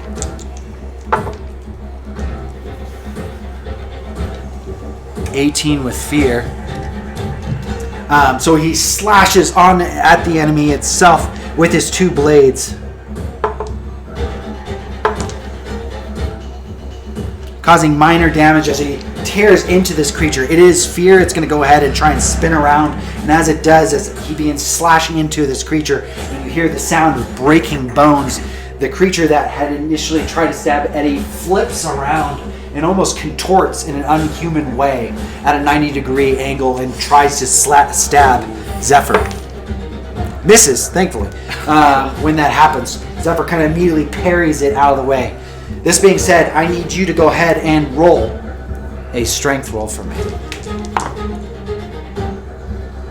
10 with hope. 10 with hope. You can't gain hope due to your Yep. inability. However, 10. you are now PvP mode. What are you going to be doing where you're at right now? Sure. Can I give a description real quick? Absolutely. So,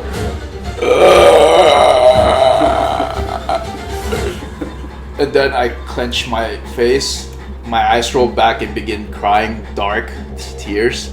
I summon the undying servant from shadow.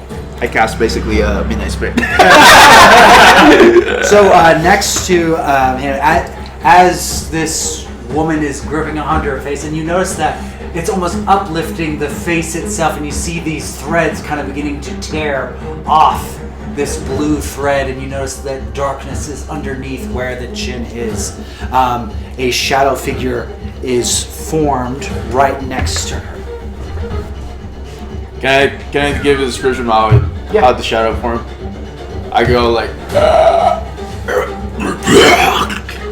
and I spit out this like vomit of dark, and you see like the shadow Going in. versus, and then kneels. There you go. What are you doing?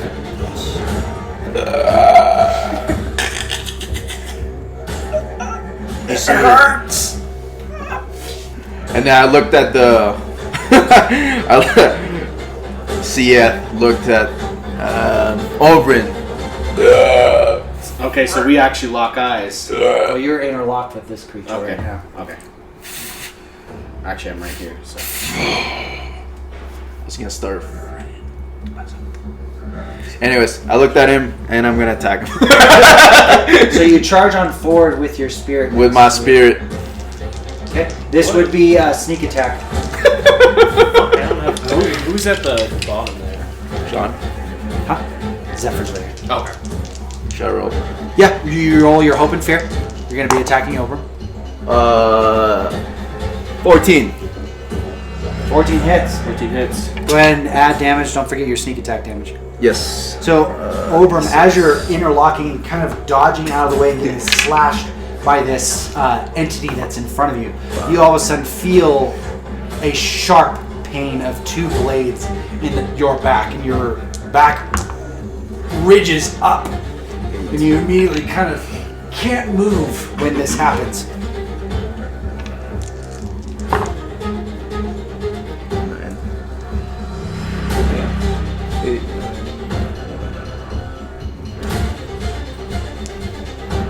Why is there so many dice? I got a lot of like Sneak attack, modifiers. yeah. 23. 23 damage as it digs into you. The You let out a gasp as you kind of just brace yourself as your body seizes up. So can I telegraph how I attack? Yeah. So I go like, Oh. and then you see the shadow follow me, and then I took out my 2 daggers. And you see the and then I did this, and then my shadow go like this. So you feel 3 punctures kind of go into you as this goes and pierces. I would say that Feeley, you notice through the rubble of this dark entity crawling its way as if a marionette on all 4s charges and stabs into Oberon. And when this happens, Oberon, you don't let out a gasp of blood that comes out, just this black vial comes out of your mouth itself. And your scars that you have from the Crawling King burn with a certain intensity. That being said, the spotlight is now back on you all. What do you want to do? Oberon, Can I react? Do it, dude. I'm gonna rage. Go for it. you're going to rage? I'm gonna Absolutely. rage. So, Oberon, you kind of, as you feel this stabs kind of go into you, you feel your heartbeat, or what's there, that fungus kind of pulse through you. And Eddie, you notice like this barbaric yell kind of just come out from the right hand side as you get yourself back up from being harpooned. And you notice this rage, and when this happens, you notice that Oberon's face kind of intensifies, and almost like armor, this fungus forms over his face, and a golden or a purple eye that glows. And you notice that fungus, almost like armor shielding him, intensifies over his whole body as he lets out this rage. And he turns around, and you notice almost like a glow of purple tracing as he holds out his axe. Scarred young Ruga looking at us. Unfortunately, because Obram is so angry right now, he doesn't see his old comrade. Or his new one and just.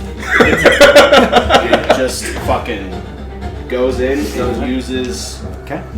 deadly focus. Okay, what does Deadly Focus do?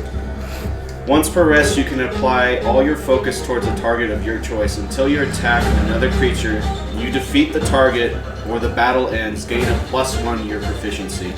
So I can Fuck run me. 3 d20s. He is angry. So Oberon, you take out your crystal axe and just immediately attack? react. Thank you. Go ahead and roll the hit.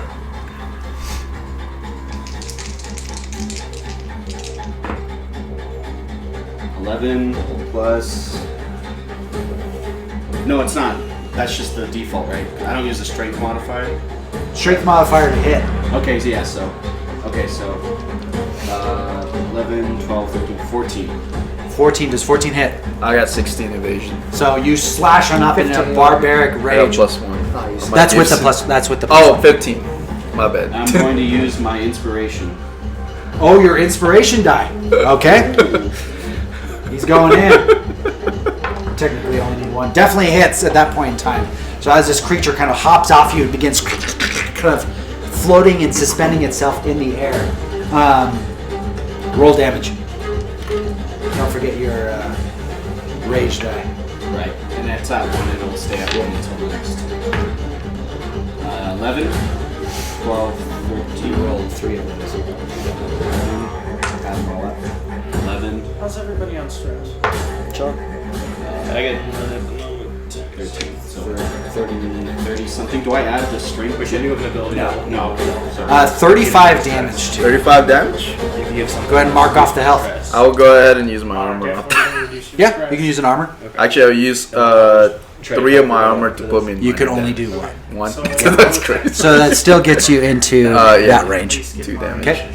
Grazie. Yeah. Okay, so you slash into this creature as you kind of begin to do this barbaric rage, and you notice that almost steam kind of comes out of the fungus itself, and this single purple eye glowing with a ferocity. Who's next? I see Obi kind of like do his big swing, and it goes with like a motion at first. As Eddie gets up, he starts throwing his revolvers in and hot swapping to the shotgun. Okay. I'm gonna spend the hot swap. Okay, spend the hot swap. Well, I erased a 4 and then wrote a 4, so that's fine. As Eddie swaps to the shotgun and he sees Obram take the big ass swing, he goes, "Oh shit, he's got that." He turns over to the bloodkin. He's like, "He didn't have you though," and I'm gonna spend 2 hope to use my bright powder payload. Okay, Attack. absolutely. Roll to hit. I'm gonna fucking make it. We'll make it 3 hope. And I'll use well-trained eye. Okay. So Think about what you guys are doing next. I'll definitely have some emotions. Yep.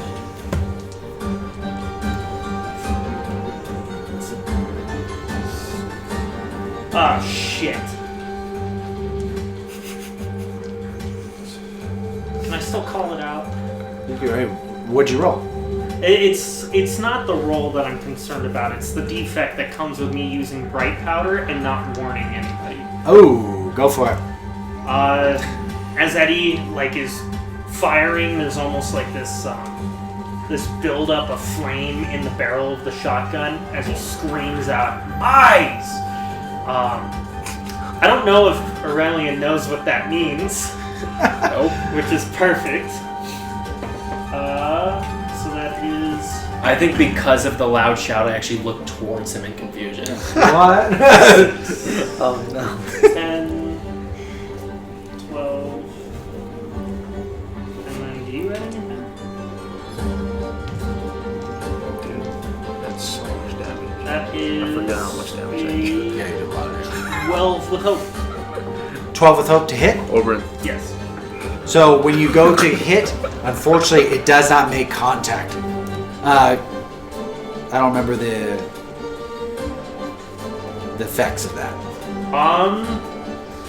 The blast does not hurt, but because the failure on hope,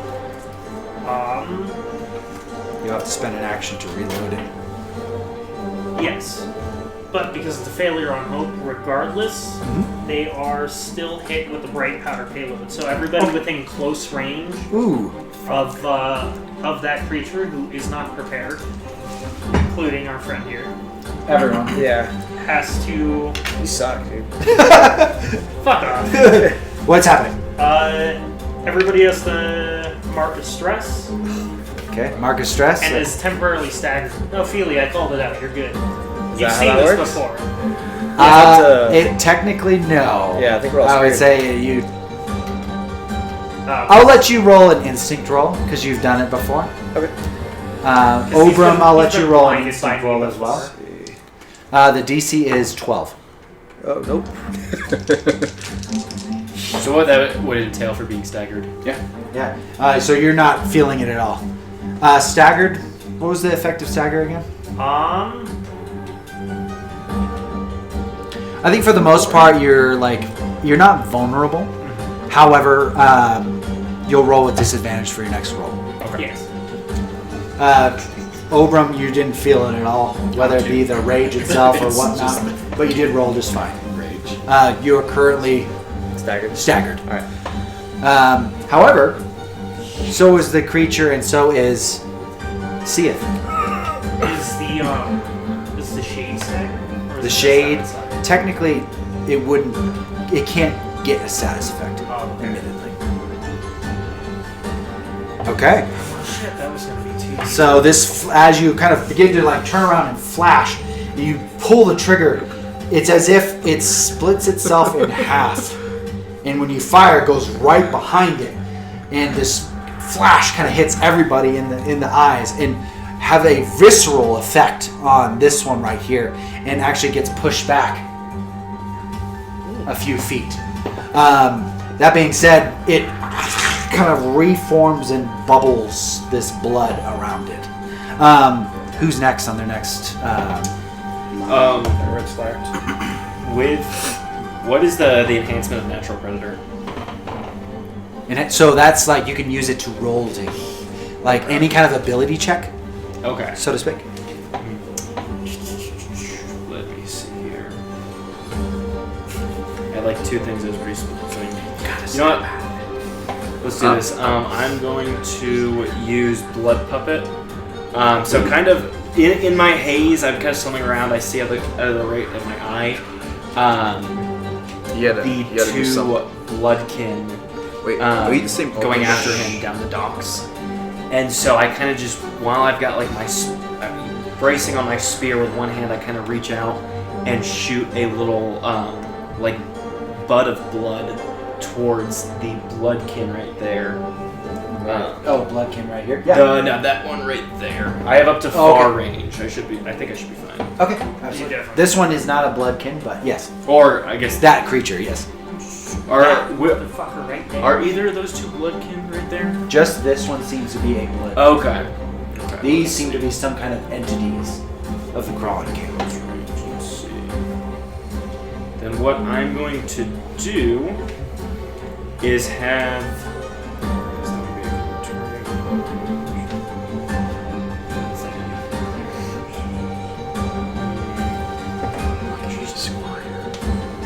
What's that? So I'm gonna have the gentleman right there. Yeah. He is going to, and so for a spellcast roll, what am I rolling on that? You'll roll your hope and fear, to roll the heat. Yeah. Okay. Roll your hope and fear. Oh, and you just have to beat the target's evasion. Yeah. 21. Definitely hits. Hope or fear. Okay. Fear. Fear. Okay. I'll take And the fear. then summon a border loom. So yeah, so he's gonna move within close. Well, he's already or he's gonna move within melee range of the second red gentleman. Here. Or the guy down there. Yes. Ripped yeah. away. Okay. Standard range there. Sorry, gotta describe this better. But I'm then going to make a melee attack with him. Okay. Absolutely. Using both. It's gonna be 1d10 plus a d6 from Crimson Right. Right on. Where's my d10?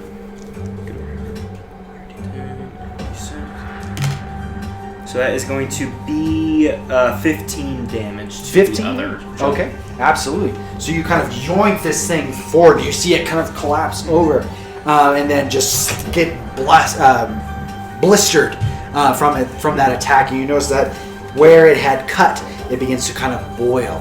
I'm going to spend 2 fear. It's going to go ahead and walk on over to shift the spotlight immediately and jump into the water.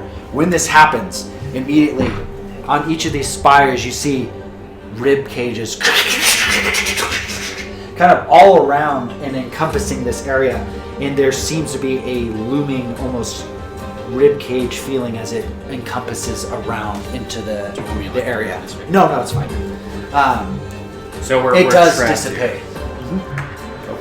here. Since you did roll with fear, though, it is now my turn to go ahead and just simply activate something near you. This one right here takes out its guns and begins to go ahead, and you notice that as you had done that move, he goes over, and immediately as you raise out your arm and begin to flick that blood over, you immediately feel his gun at your joint and pulls the trigger. Let's see if he hits. That's fucking Critical hit. Okay. So as you go ahead and pull that out and flick that blood over, you feel your arm just kind of blast out to the side. I am your shield. Ooh. Do you have? Oh, you do. Okay. Can So you do that berserking? it has to be within very close range, which he is. So when that happens, Ober, as you slash on up and kind of almost feel dazed, you look on over and you notice that your new companion kind of almost point blank in there. You quickly grab a hold of the gun barrel that is right pointing at him, and then that trigger happens and just blasts your hand, causing.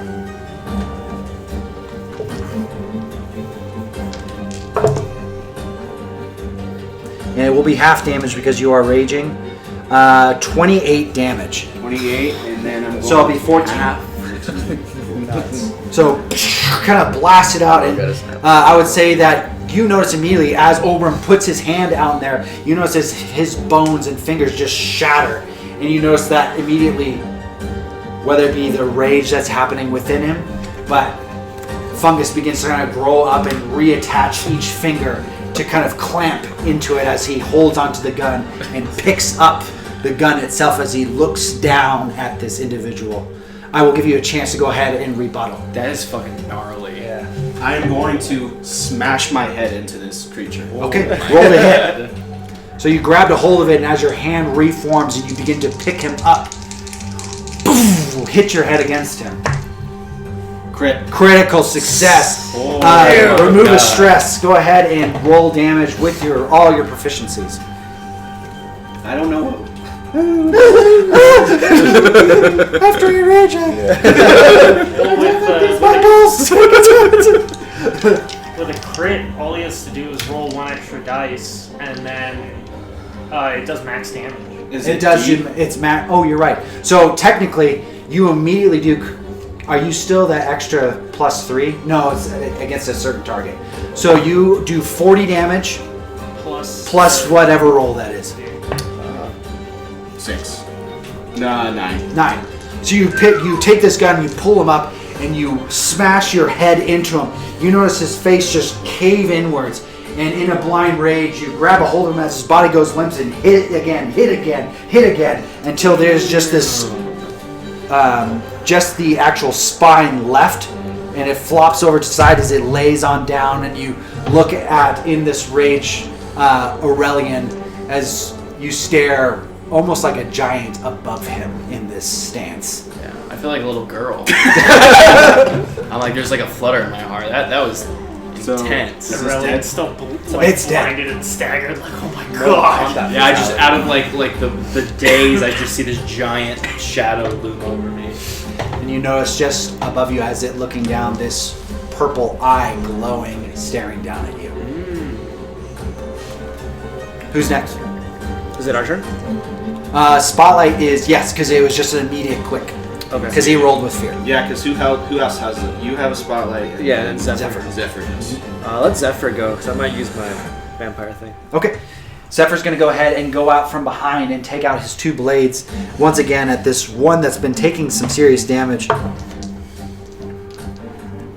Definitely hit, so he takes out his 2 blades and begins to kind of cut into this individual.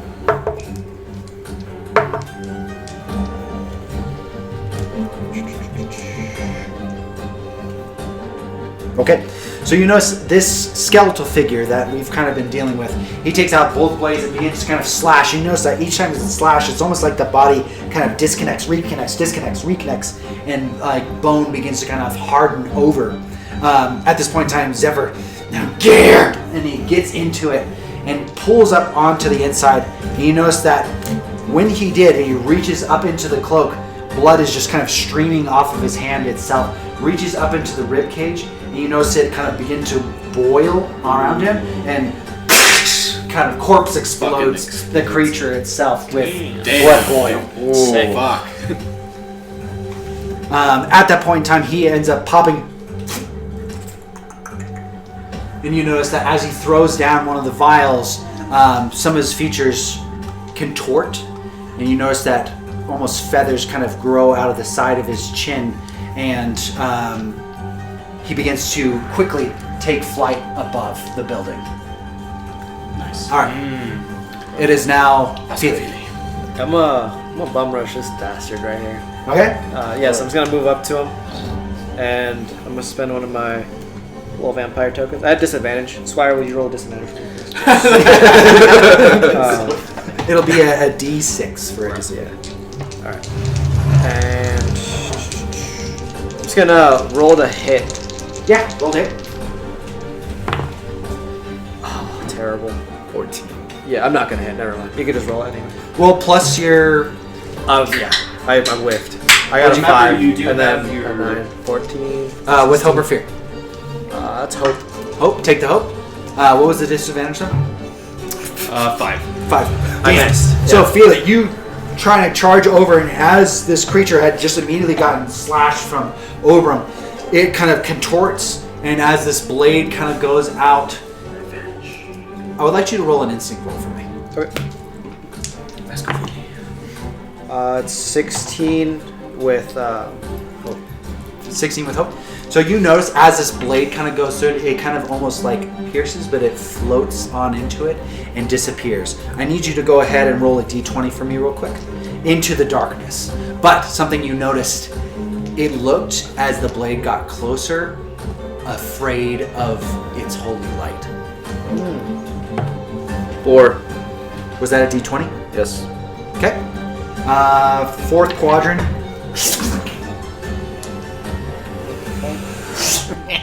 Your shadow disappears. What the hell's happening? I don't know. I don't like it. Oh yeah, my shadow's like Okay, the spotlight is now actually yours. So currently you had been kind of went in. When you stepped into darkness, you heard once again these whispers. I need you to go ahead and roll for me a destiny dice. Huh? A destiny dice, which is going to be your D20. Use the big duck. Chicken. There we go. Yeah, that's a good destiny die. 12. 12. Okay, fair enough.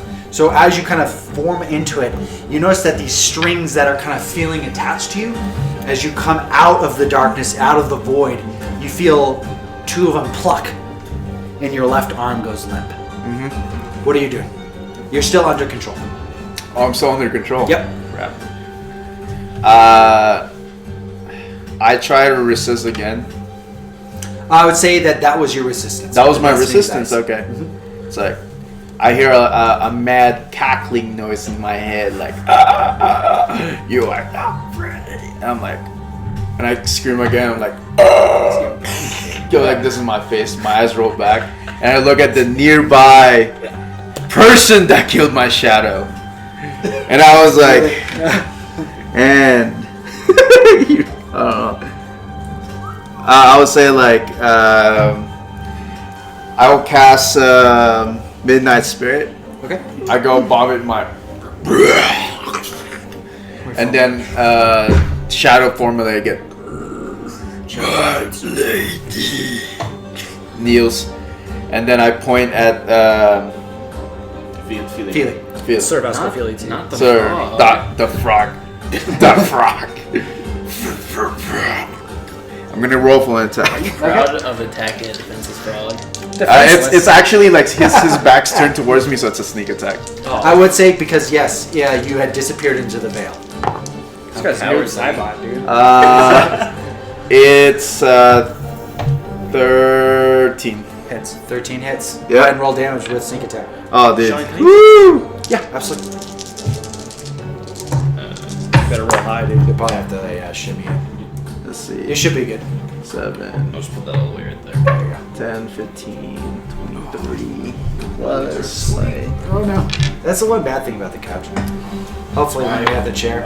Which way is it? Straight left. Okay. 25. 25 damage to Feeley. It's 2 HPs. Okay, absolutely. And you can use that armor if you wanted to. And then Eat it for now. I basically go like this. I grab my hook from my that, and I begin swinging it, and I do that, and I you kind of scorpion style like flip myself, and then like I did a twirling noise, twirling.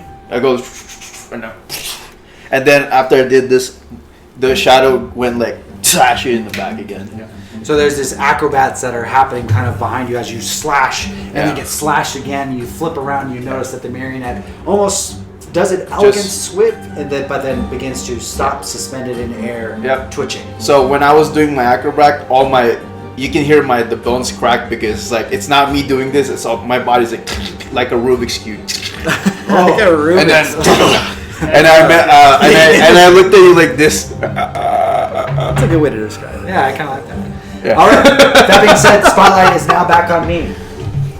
Come on, yes. 2 HP. Yes.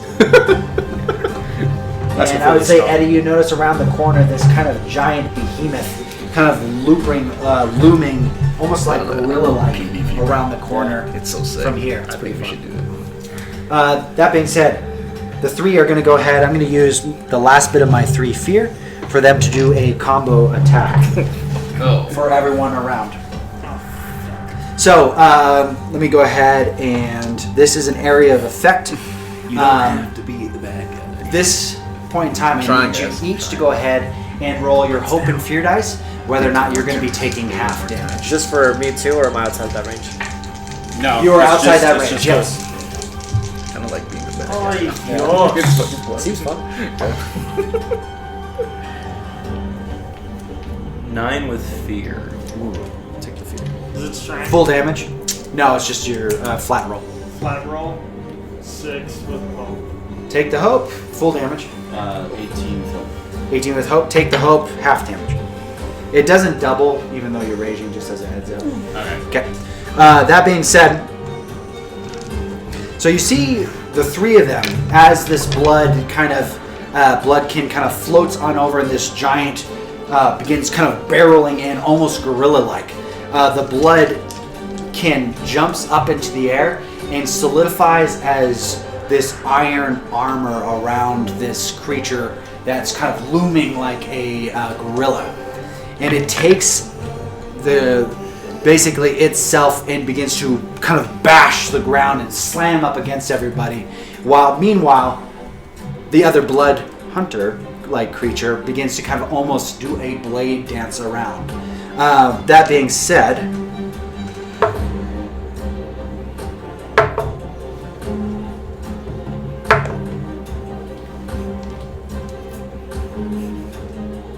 causing 56 damage. Christ. You can use a armor slot to reduce it by That's from half? severe. No, that's full. You're half, 25.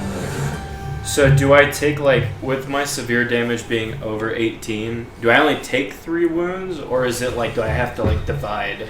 So at that point in time, you would take 4. However, Okay. because it's beyond severe. Focusing. So you can use an armor slot Okay. to be able to reduce it from severe to major. So I think I'm actually take the 4. Yeah. I need to lose health so I can start using some abilities. okay. Bastard got me. Goodbye, Can I use You're beautiful. How does he cannon clutch that? Vengeance? You can use vengeance. Yeah, I'm absolutely. taking 1 damage. I'm gonna use Yeah, I have Vengeance. an ability that gives me an extra. What does it do? Modifier for read. Basically, I mark 2 stress to force the attacker to mark a hit point.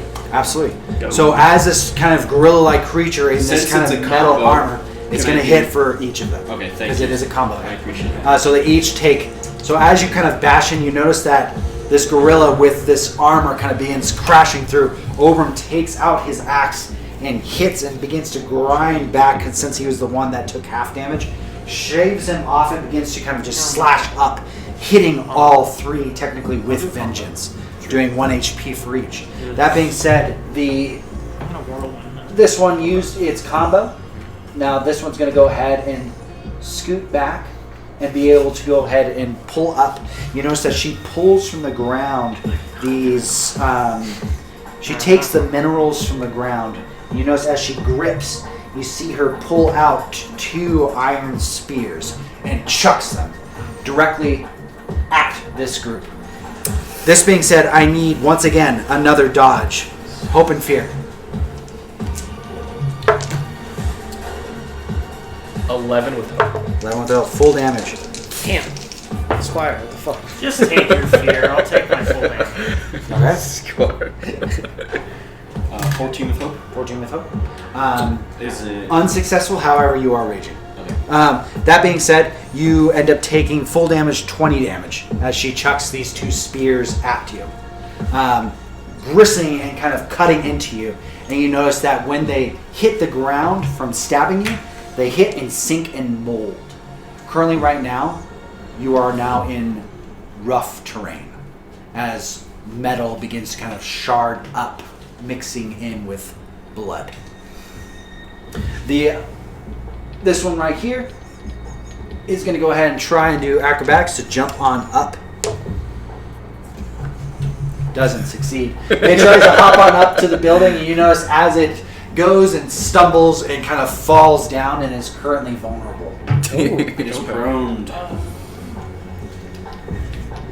This might be a weird question, but does a class feature activate before an ability? What do you mean? Because I have an ability that allows me to do more damage for the more,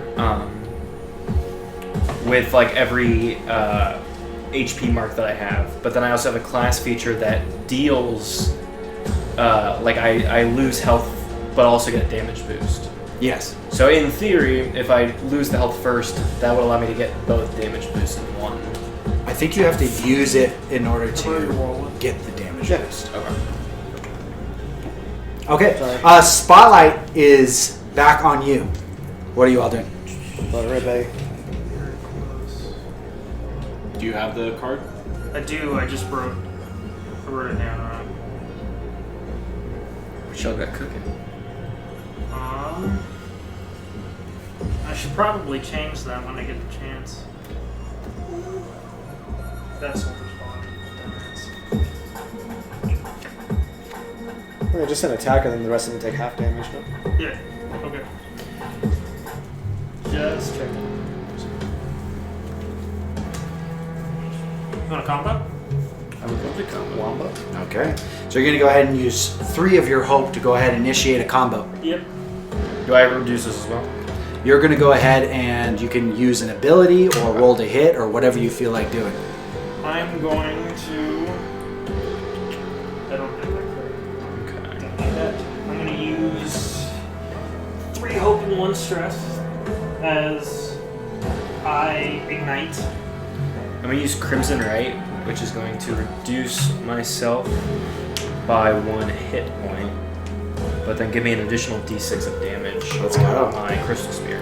Right on. I need you both to roll to hit. Does that stack? At higher levels it does. Oh, never mind. It's the The higher, higher of the the 2.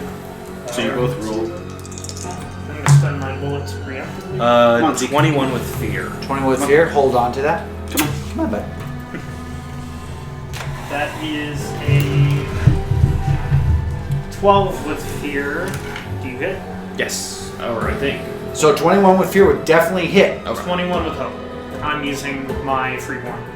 Is that for your own attack? It is for my own It attack. would but only my- affect you, technically, and your roll. Yeah. But 21 would hit. I will take the fear and the spotlight will return to me. Go ahead and deal your damage though. And then, who are we targeting? You? Can I have the stick? And describe to me how you're doing this. Is he right there? That guy's prone, technically. He's prone. Yeah. Okay. So you have advantage on him. I mean, I can hit either the prone guy or the guy in front of you. Because I have, We have to target the same thing. okay. That's what the combo does. Yeah, so, But- what are... So I'm gonna whirlwind. Do we get advantage if we hit the prone dude? Well, we already hit. You technically already hit for sure. Yes. So if I whirlwind on her, would you consider her within very close? I wouldn't say very close. Definitely close, but not very close. Okay. But you would hit those two. Let's fuck them up. Terrible. Sounds good. Roll damage.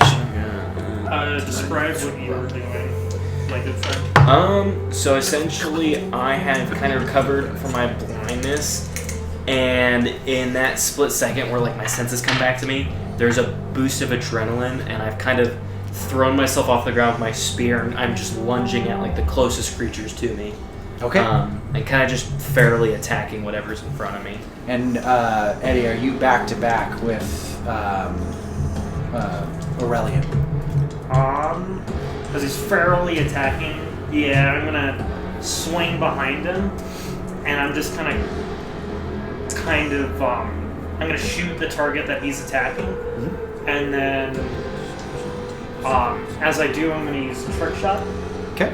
To bounce the bullet off. That's how I'm gonna swing the whirlwind. Okay. Off Absolutely. of the initial hit. Absolutely. And this will all be magical damage. I don't know if they have any sort of weakness or resistance. Fair. Good to know. Good to know. 8 plus 4. 13. 8 plus 4 plus. That will be 13 magical damage. That melee attack. Plus 2, 22, and then 2d4s for burning. Damn. When I do it, 22, Go ahead and add your guys' damage together. 26. And Feely, I think you are one of the last to not use their spotlight. So I got 13. Yeah, me and Zephyr. Zephyr. You got 13. 39. It's reset, so Oh yeah, because they're doing. Okay. Go ahead. 13 plus 21. Yeah, you're right. Yes. Or you had 26, right? No, because when I got Okay. 4 with one of them, so I'm at 29. Okay. I got a 4 and 3. So 42. 42 damage. What was the main hit and then the second? Main, so Okay. 42, 22. Or 42, 21. Okay. And they're Absolutely. both burning. Excellent. Okay. So currently they are both on fire, and the one that's on the ground, without sound, is scrambling to its feet. Who's next? you sure? Yeah. Didn't you roll? I don't want to be that guy, but didn't they roll fear? Oh, wow. Oh, they Way did. to tell Yeah, the you're teacher right. that we have I forgot. Yeah, you're right. Capital fear. That being said, I think this one right here, I'm gonna go ahead and spend a fear to dust the flame off. So this one is no longer burning. It's gonna go ahead and try and grapple Eddie. Eddie, I need you to do a contested roll for me. Use your hope and fear. I Strength. have 1, but I have a feeling I didn't have more. Strength? -1. Would I be able to help him out since this is like him grappling, right? It's not like It's him grappling. Yeah, he's not. Would I be able to help Eddie with his roll? No, unfortunately. Okay. Outside of combat, yes. Okay. What'd you get? 6 with hope. So this creature ends up grabbing a hold of you and picking you up. And it seems and I used a stress to get rid of the flames, but as it kind of goes up, it kind of just lets out this steam that kind of goes underneath its body. And you notice very clearly now that this is some form of a clank and begins to squeeze a hold of your throat. Eddie, because you are now grappled, he's going to be squeezing the life out of you. You notice that its jaw disassembles and you notice that as its mouth is opening, it begins to whirl. And begins to whirl, begins to spin very quickly, and this blast of energy hits you right in the face, causing It's a little runny, so you don't really need that much. 28 damage. Oh. Kind of blasting your face off, and you notice that your hat flings off, and it's currently off of your head as you're being gripped from above. The spotlight now is back on you. Am I able to combo with Zephyr? Zephyr is now on the building, so no, he's not near you. He's not near me. He can't Although fly. I guess if you had, like, what's your plan? My plan is us to attack That one right golem. there. Yeah, Well, absolutely. I can do two things. So what my plan was is if I'm going to use Reckless Okay. to gain advantage to try to attack this thing, and Yeah. then I'm going to use Quick, which is my relic, which means I can attack 2. You can, absolutely. So let's go ahead and roll to hit. I have an idea if you're going to do that. So using Reckless, Critical success, 2 and 2. Then We'll just use that one because it'll be double damage. So you see Zephyr as he's up on top. He begins to kind of charge out over where you are. Ober, you kind of position yourself right where Eddie is as he's being lifted up and blasted. Zephyr hops off the building, and you notice that for a brief moment, wings kind of sprout on his back, and he swoops on down. And he gets to a climax, and he holds out his arm, and a blood harpoon begins to erupt. And at the end, a musical note kind of flicks off to the side, and he chucks it. Let's go ahead and roll damage for that with your quick attack. Okay. 15. 9. And then for this creature... Well, actually, it'll be max damage plus one more. 15, 15, 9. It's max damage, so it's 20. So you have 40 plus 15. Plus 15. Plus plus 9. 2. So no matter what, it is in the severe damage, and we hit both. So when that comes down and we swoop down and hit this thing, the blast kind of rips through his stomach and pierces the guy that's on the ground, and he almost evaporates into dust. This one is still standing strong as it is holding Eddie firm up into the air.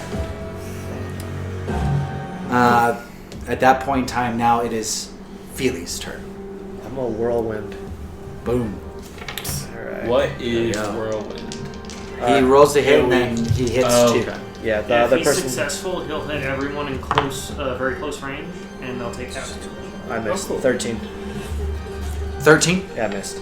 Okay, so you swoop on down and begin to cuff, and you can almost tell, like, Feely, you're starting to get really, really, really frustrated as this creature kind of just begins to kind of float in the shadows as you're swinging your sword left, right,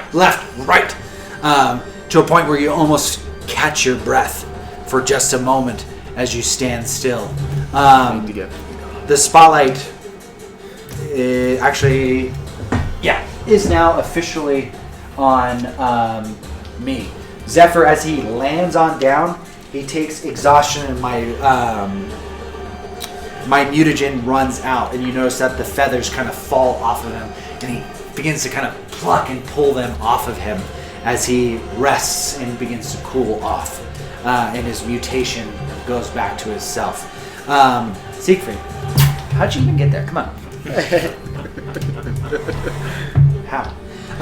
So Spotlight is now back on me. At this point in time, actually, I'm going to have you roll your destiny dice real quick. That was pretty cool. That didn't go very well. It's hard to tell. I got it. I'll let you re-roll because I think it probably would no matter what. 4. Damn, bro. 4 fours. So at this point in time, you kind of take a step back and you try and resist, and you hear once again, the whispers inside of your head, and you hear, "Become one." I'm going to spend the rest of my fear, which is only 2. These 2 along with your spirit, morph and bubble around you, and you dip into the bone structure that is currently here, Oh, hell no. forming. A Megazord. What? Damn, are you dead? I'm trying to get out, guys.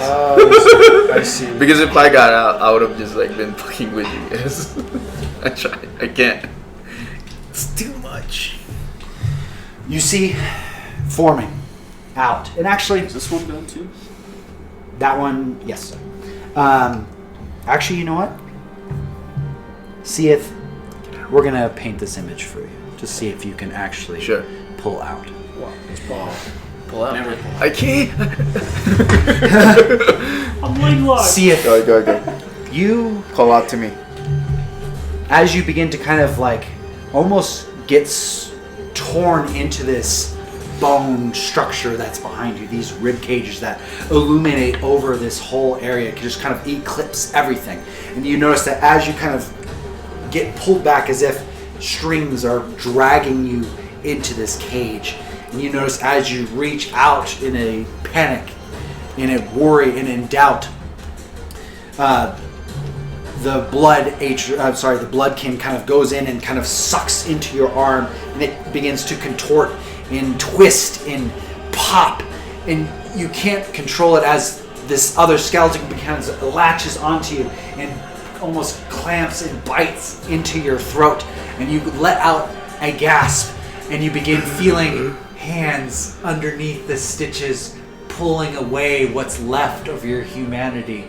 This skeletal hand reaches out under your jaw as you begin to scream and growl onto your teeth and begin to pull up, and the stitches begin to unravel, and this darkness is underneath your, kind of like this void under this flesh of a mask. I need you to go ahead and roll the destiny dice for me. 14. 14. You begin to feel it kind of unravel, and it stops. And you bite down on the skeletal structure, and you grip down onto it, and you hear the bones snap. You feel the cartilage. You feel this calcium just kind of powder enter your mouth, and you land on the ground, and you look on up, and you see the only face that you know, and that's Ober. And you see Ober staring at you as you begin to crunch these bones inside, and you begin to take a step forward, and you feel this string kind of go passed over. I need you to go ahead and roll your own destiny dice. You feel these strings, this marionette strings, kind of begin to pull at your hair. Your hood kind of flips on down, and you feel this pull as if there's a hand pulling you back. Roll your destiny dice. Don't feel me. Roll my dice. Don't feel me. Please. 12.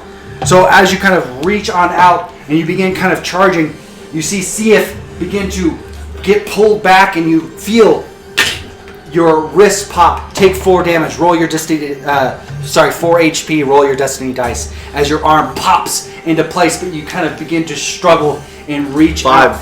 5. 5. 5. Okay. So nope. So you feel your arm rip and tear, and you feel your arm just dismember, rip off, and you stumble forward, but you still have this determination as Ober with a 12 begins to pull you away. I need you both to roll your destiny dice. 1 will represent hope, 1 will represent fear. If the fear is higher, you are dead. Roll. What is on 1? That you rolled with fear. Roll with fear? You rolled with fear. If it's 1, 9. 9. So as you get torn up, you feel this darkness kind of begin to pull, and you notice that your broken arm gets flung up, and you grab a hold of Ober, and he pulls you in, and he tears you away from this rib cage that it begins to kind of formulate, and basically the enemies that were formulating kind of stick over. You are no longer under control, but you can only wield 1 weapon. You are now completely still maxed with scars, and you are without arm, but you see Obram as he grabs a hold of you in your embrace. And Obram, you notice that as you hold Sia, as she screams out in pain as her limb has been torn from her Fuck! you notice that man, the nice. stitching seals and her face rests, and it no longer is opening up. You see a luscious, You see- beautiful brunette girl looking at you. And there's just blood around like her whole face where the stitches were. That being said, you hear this scream coming from the actual rib cage itself, and it begins to all encompass around and form a silver knight landing onto the ground. Obram, you have seen this knight in your vision as he hits the ground, and you notice with a giant two-hander axe, he holds it up and stands firm. Once his axe hits the ground, his eyes light up a blue flame, and he stands ready. Spotlight is going to be determined. I need you each to roll your destiny dice. So that is your D20.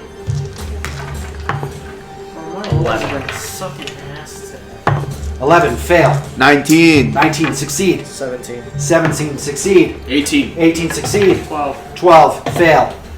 At least for All right, in that case, Zephyr? Zephyr. Succeed.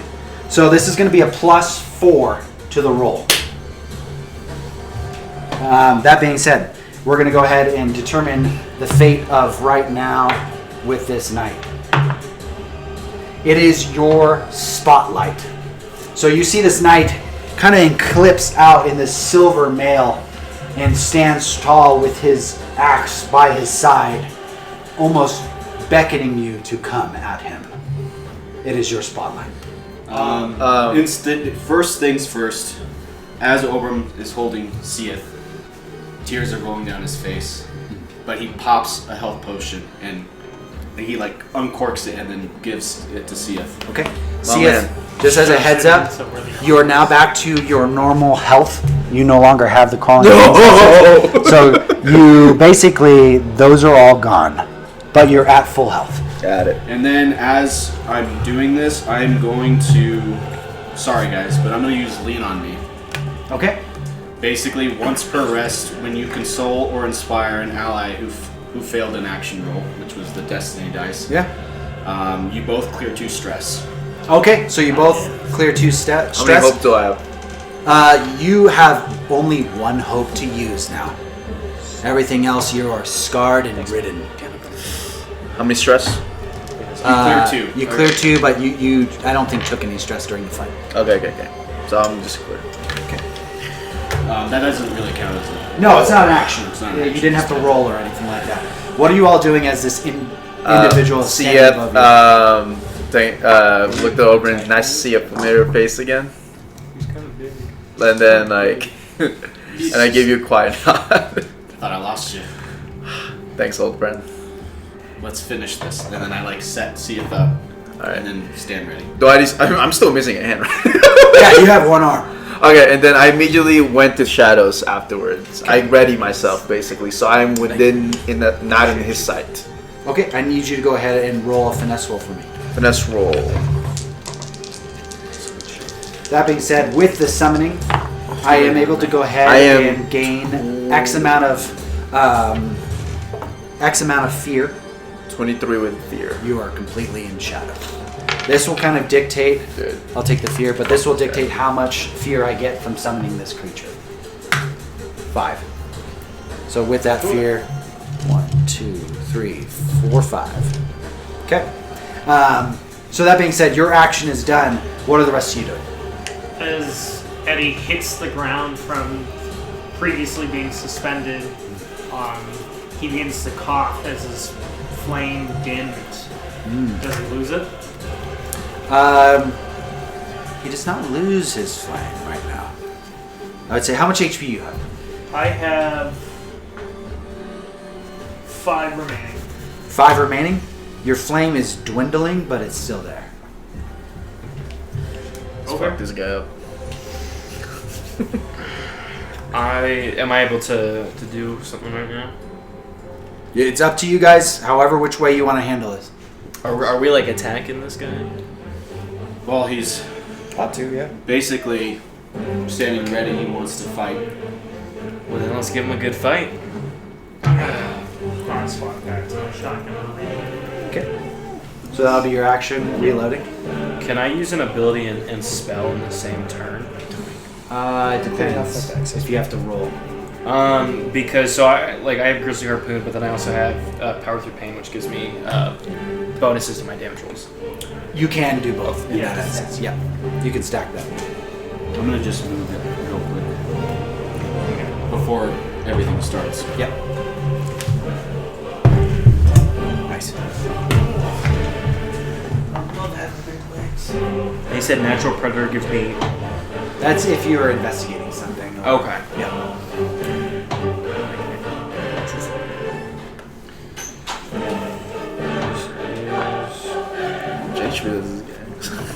At least one. Yeah, at least one. Maybe two. Are y'all? Because I could pull it like straight towards everyone if we just want to jump him, or if we want to like plan something out. Hey, no metagaming. Just send it. Go do what you feel is right. What would Jesus do? He probably turned the other cheek. Listen, I'm gonna use Grizzly Harpoon. I'm gonna make that spell casting roll. Wait, go in the shadows. Just Yeah, took 13. full action. What's that? Go into the shadows. Just took all my God, action. that's a Takes A action. 4. Hey, action. So it's one spotlight. What'd you do? Roll a 4 With. with a fear. All right. Sick. So. Squire! Fuck. You kind of get this out ready. You're almost like, as you just see, almost one of the more grisly things that you've ever seen in your life, as this individual gets their arm ripped out, and the horrors that you've seen of the actual natural world that you currently reside in. You stumble as you kind of begin to try and chuck your spear. When this happens and you chuck it, it goes directly at him, and he grabs it. When he grabs it, I'm going to go ahead and spend a fear. He's going to go ahead and pull you in. I just got Captain America. Oh yeah. He grips a hold of the spear and pulls you in. And when this happens, you fling forward, and he immediately just headbutts you. Oh, sorry. So no, that's it. He boom hits you right directly in the head, and you feel your brain rattle, and you begin to feel dazed, causing 18 damage to you. That being said, the spotlight is still on you, since I had used that as a reaction. Okay. Or I should say the rest of your party. So you're Feely, I think you're the only one. What am I doing? What are you feeling? To attack? No, I think we all, because I still have mine since That's true, we rolled yeah. for our, But we'll let Feely. yeah. Please do. Yeah, I'm gonna do my boost again. Okay. Let's see. So next to you, the person next to you, oddly enough, is Seeth. As you notice, as she is holding a hold of her arm, and she looks over at you. You saw this embrace that Ober had, and you notice that there is a connection there. What are you doing? I'm like, you, brace yourself.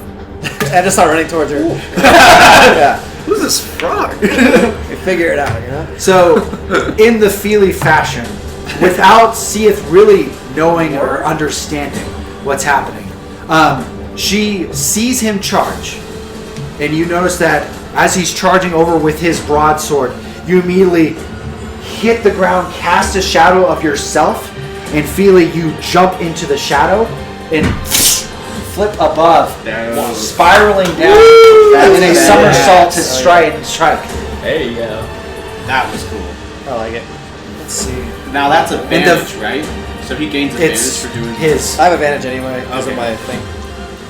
Let's see. Oh, rolling to hit. Let's see. 9, 14, 16. 16 hits. Sweet. And hope. And then, Take the hope. let's see. Do we only get +4 or they get 2 +4? What do you mean? Because we get +4 on our rolls. because we roll like remember the destiny die. No, that was to get you out of there alive. Oh, okay. Yeah. Mm-hmm. Oh, the +4 was to add to whether or not you had spotlight at the get-go. Oh, okay. 37. 37 damage. So you kind of flip on down, and as your squire gets pulled in and headbutted and bounced backwards. Hold on, there we go. Feely, you take this opportunity as you flash through the shadows, and almost with a type of bat-like agility, as you fling on down and slash this individual, you hit, and once you hit into the armor itself, you see it like bend just slightly, and this individual does not move as he stares down at you. Sick. But you cut into it. Next, spotlight. Who is next? That would be you. Okay. Oh, is there spotlight back to us? Obram's going in. Well, it hasn't. You had vanished, so the spotlight hasn't fully gone on him yet. I'm going to use Reckless. Okay. Mark of stress.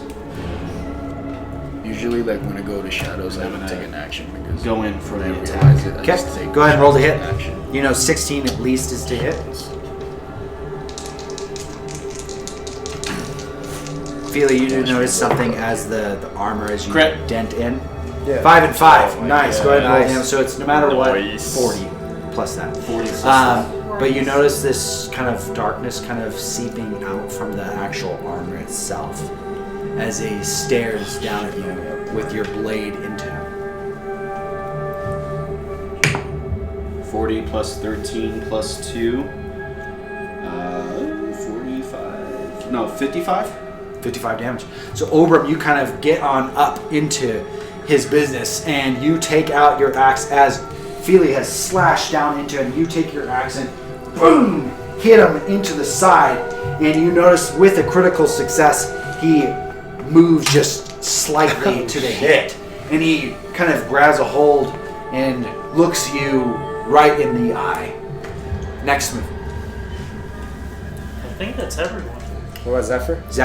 Zephyr's going to go ahead, play the support role. He runs on over, and he stabs a hold of his hand and lifts it up, and when it does, this note of blood kind of pops. Everyone around him, which is everybody except for these two, you all gain 1 HP. Fuck! And I I'm gonna need somebody to hit me subtract before my 1. next turn. I can shoot you in the face. Is Okay. conjuring my I can do spirit like 80 takes damage, an action, please, or and it's just you like a lose more sub health. It's a If I sub shoot action. you in the You don't have face, to I'll roll do for 4 it. damage to you. You're currently hidden though. And I can take off 1 health point. So put me. That being said, this individual, kill you. as this axe hits, and he notices both Feely and Obram, and both your blades kind of stuck into him. He walks past you. Wow. Attack of opportunity. Oh, you can? Yeah, absolutely. Fuck that guy. Because you have that Fuck ability. that guy. Get him. He's just gonna come back our way. Fuck. 9, 10, 11? I need to take a hit, not So that big you of a hit. like immediately as you bounce back onto him and try and slash at him, it just kind of scrapes off of his armor as he continues to walk. We gotta kill this guy. He turns back around as he sees this cone in front, and he takes out his axe that he's been kind of dragging at his side and puts it down on the ground and cracks his fists and readies himself. You've just fucked us. You've just fucked us. What the hell? That being said, he's holding his action. Oh, He's aura farming on us. That's chill. It is now everyone's spotlight is back up. Anybody starving for hope right now? Does anybody have a way I to could use deal it. damage to me? I used the combo. what? Does anybody have a way to give me 1 wound? 1 wound? What do you mean? Like 1. You could just stab yourself. you could. It would Yeah. be. I would say it wouldn't have to be an action for that. Okay. Can I initiate, guys? Because I'm just itching for a fight. Send it. All right, Yeah, cool. go ahead. All right, so I'm in the shadows and whatnot, sneaking. I'm gonna go and sneak. As I sneak, I'm gonna cast I'm gonna whisper, conjure my midnight spirit. So basically, within the shadows, I go like this. I formulate like a shadow orb and then slam it in the ground, and then it formulates to a human being. She's like, and the shadow's like, my lady. Finally, like not the grotesque voice and shit. It's like, what's up, bro?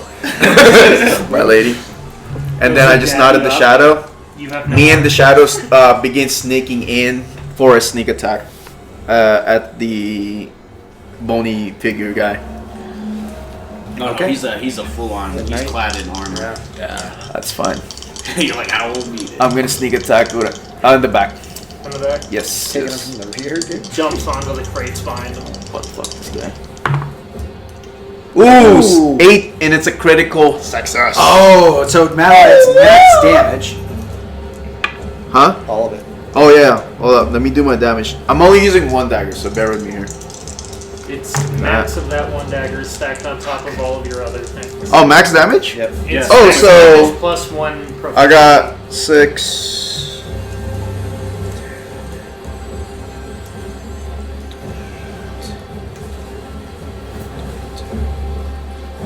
I just have to roll 13.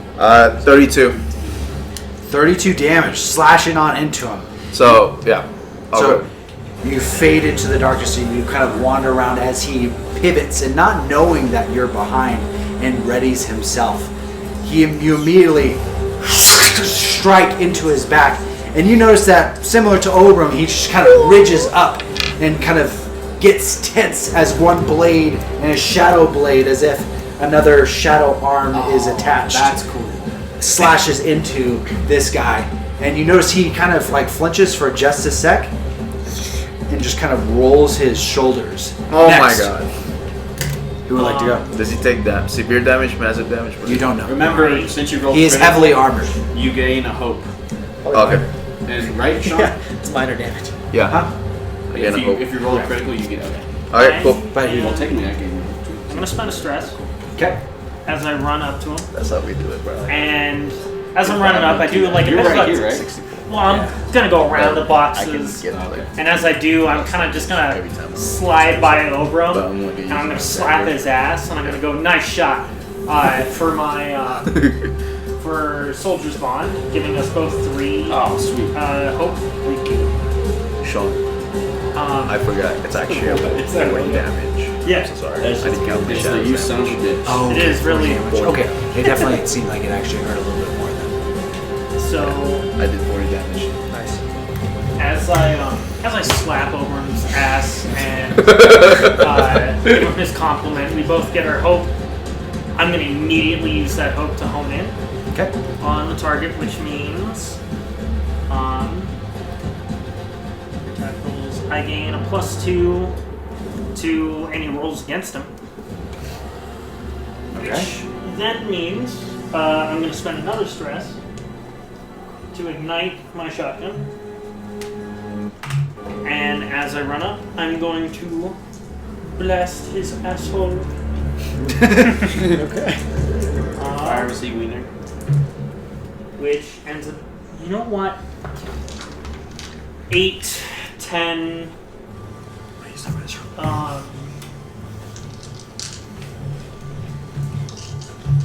8, 10, 14.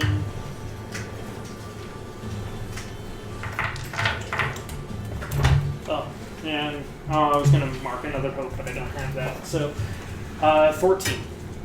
14 to hit? Yes. Does not hit. Son of a fucking bitch! When I rolled a hit, am I supposed to add my agility modifier? Wait. Yes. To roll to hit. That's good to know. Oh, I'm fucking idiot. That's not a 3, that's an 8. Obi can check that. Yeah. That's Yeah. 13, Siegfried, please, come on, man. 15, 19. 19 with hope. 19 with hope. That definitely hits then. I just have to reload Liam. Okay. Yeah, it is an 8. Can you tell I'm dyslexic? I go fire out, which is 2d20. And a d4 for burning.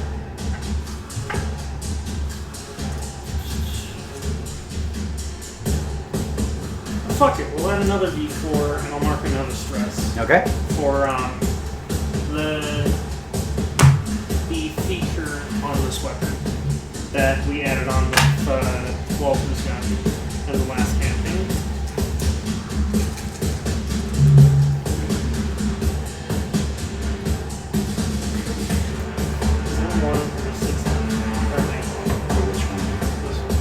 Okay, so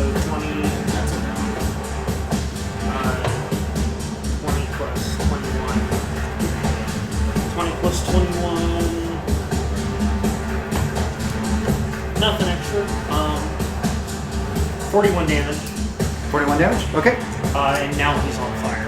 Now he's on fire. Excellent. And as you shoot into this, he had a action prepared and stanced ready. So as you shoot into him, causing that amount of damage, and as Seath had stabbed into him, he immediately, as he takes that blows from the side, he takes a step forward and basically lifts his foot underneath his axe, kicks it up into the air, and it flings up. And when it gets to a certain point, he jumps up and punches it down. And when that happens, this axe goes right in between the two of you. Wait, we were right here. I had to run by to get the To get that. Oh, okay. soldier's mark. Sorry. I had based that on that. That being said, He could swing it around him. oh no, he going after you. So that being said, Zephyr as well as Eddie. Ah, shit. Um, I would've and marked this was Raptor just a close. reaction. What did you say? I would've 13. marked- 13? 13 Just every Luminor. Hits. hits. For Zephyr, it just misses, but I do take half damage. That being said, Eddie, as this almost like a meteorite of an axe kind of kicks on down into you, you see Zephyr kind of jump out of the way, but when it hits the ground, it erupts, and when that eruption happens, these rib cages kind of come out of the ground and pierce you directly, and it kind of guts you for a second. You take 70 damage. Fucking Holy Christ. shit! Well, that's a little more than what I was hoping. Can my shadow do anything? Not for a reaction. My shadow will. When he lands after And this carry explosion, bags. and Eddie, you're kind of suspended there on a rib cage itself, and he lands on the ground. He pivots and turns and stares directly at, looks like Aurelion. You're right in front of him. I am going to. Does drinking like a potion? It doesn't count as an action. Okay. So I'm gonna first stab myself. Okay. Take that wound, then drink my Wolf's Essence vial. Oh, okay. Then activate Crimson Right and lose another HP point. And then I'm going to use Grizzly Harpoon.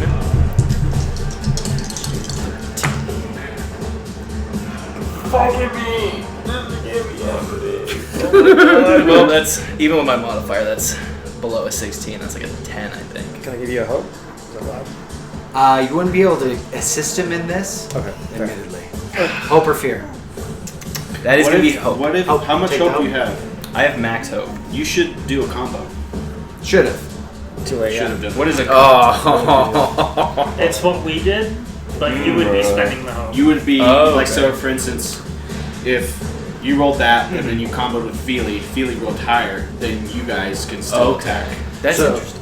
You chuck this once again at it, and because you missed, the spotlight is back on me, and he grabs a hold of that again. And instead of just yoinking you, he begins to kind of just pull you closer and closer and closer. And when he gets to when you are, because you're tethered to it, your blood is tethered to your harpoon. Yeah. And you're holding onto it, and as he kind of just brings you in, and he stands above you, and he just immediately takes both of his hands, kind of tries to concuss you. That being said, Dislocate jaw. Yeah. 17. Okay. Definitely. That will hit. Okay. That being said, 80 damage. 200 damage. 30 damage. Okay. Pop! You feel your whole world shaking. You almost feel your jaw just almost crunch inwards. The fins on your side burst with the blood that is beginning to drain from your very face and your body as you begin to kind of stumble backwards. The spotlight is back on you. Whoever hasn't used their spotlight. Have you guys got? I use my spotlight. I have not, but I'm saving mine. I'm saving mine. That just me and Zephyr then?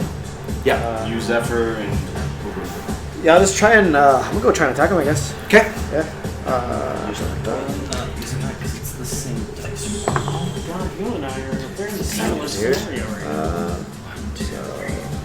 13 So I get 13? plus 16 With- damage dice I roll. With what? I should have to hit. fear. Fear? Yeah. I'll take the fear. It unfortunately does not hit. That being said, the spotlight swings back on me, and so as Feeley goes ahead and sweeps to go ahead and try and slash this entity, he swiftly kind of takes your hand and uses your momentum and stabs your weapon directly into Aurelion. You're welcome. Go ahead and roll damage for that. Alright. Dude, you're about to eat some damage. Eat some damage. Let's see. You should probably just take that off. You can easily jump. Just do 30? less than 11. Just do less than 11. 30? He's already up there. 30? Yeah. Here's what I can do. Don't. There's no point. Yeah. But he takes that and almost uses your momentum. Locked in. And Locked in with those Aurelion, you rolls, get bro. stabbed into the gut, and you see Feely's shocked face as he's just being pulled and just like butter seeping into you. I collapse to the ground. My Squire! guts just spilling out of these holes in my chest. Ugh, and I just lay there staring up at the sky. The ever darkening sky just with the one star right above me. Right And on. with my last breath, Oh, are you dead? I'm dead. Okay. Okay, hold on. That being said, you have 3 options. Okay. You can either do you you'll didn't roll your hope and fear dice. Marking around my mistake. If you roll your hope and fear dice, you end up if fear is higher than hope, you take a permanent scar. You can no longer use a slot of hope. Okay. But you are knocked out for the rest of the fight. Okay. Option 2, you have the ability to Blaze of Glory, which basically means that you do max damage, you completely cap out on damage, and you die permanently. Or you can risk it all. If hope is higher than fear, you end up popping back up with a second wing. Or if fear is higher than hope, you are dead for the rest of the game. Shoot, because I could do. I know someone that did Blaze of Glory, and it was Because glorious. well, that will just automatically let me do max. Full damage, but you're dead. Full damage. Am I able to use? You can use whatever ability you want. Okay, because if I did, that would be Will it automatically hit? 3d. It automatically hits. 6. Technically, Yeah. those are all marked, so that's 1, 2, 3, 4, 5, 6, He's 7, dead, though. 8, 9. 9 times 2, 18. 3d6 plus 18 plus 2d6. Did you? plus Oh yeah, you. 18. Let me just. Let's see here. So. Weigh your options. You just take a scar. 5 times Sean. 6 equals 30. 18 times 5, 90. So that would do 120 damage max. But bear in mind, you can only do up to 4 HP. Okay. I'm assuming that's not going to take him out with me. We don't know. We don't know. I He think does we not just know. take the scar. Okay. Roll for it. Yeah. If you do that, you'll roll hope and fear. If fear is higher, you take a permanent scar. and I'll describe that for you. That is hope is higher. Hope is higher. Okay, that being said, let me describe this for you, Aurelion. As you kind of everything fades to darkness. You kind of fall back onto the ground. And once again, you do see that. You see that star up into the sky. The only star in the sky. And your eyes kind of go black. And you notice Feeley as he lets go of his weapon for just a sec to see the life kind of exit out of your eyes. And they roll back. You remember being back in that temple. You remember being back in the void. And you're back there for some reason. And you're wandering through. You notice these monks carrying void flame walking past you. And you're looking, you're wondering what's happening right now. And you see that once again, that statue of this angel reaching down to this knight and them barely touching their hands with wings almost at full speed, but stopped in time for just a moment as they almost touch. You stare as the monks begin to walk around that statue. And for a second, you see yourself reaching up for that angel, this blood crystal angel. And you see your hand where that knight was as she is reaching down for you. You feel the tears in your eyes fill up of, is this it? Have I served my purpose? Did I do right by Mephisto, who gave me this strength within me? I need you to roll your destiny dice for me. So that'll be your d20. As you are now staring up at this bloodied angel reaching up. Oh, it's a 1! It's a 1. Dirty one. So you reach on up to grab her, and she gets farther and farther and farther away. And you can't have words, you don't have anything that reaches out as these monks all of a sudden ding a bell. You fall down to the ground, and you hear in your ears, "It's not your time, child of light." Child of light. And you look back up, almost defeated, but she is reanimated and floating above you. And there's this casting of light that goes through this crystal-like form that almost gives these highlights of red that in like stained glass that surrounds you entirely. And you have your hands out like this as you stare up at this angel who whispers to you, "It's not your time."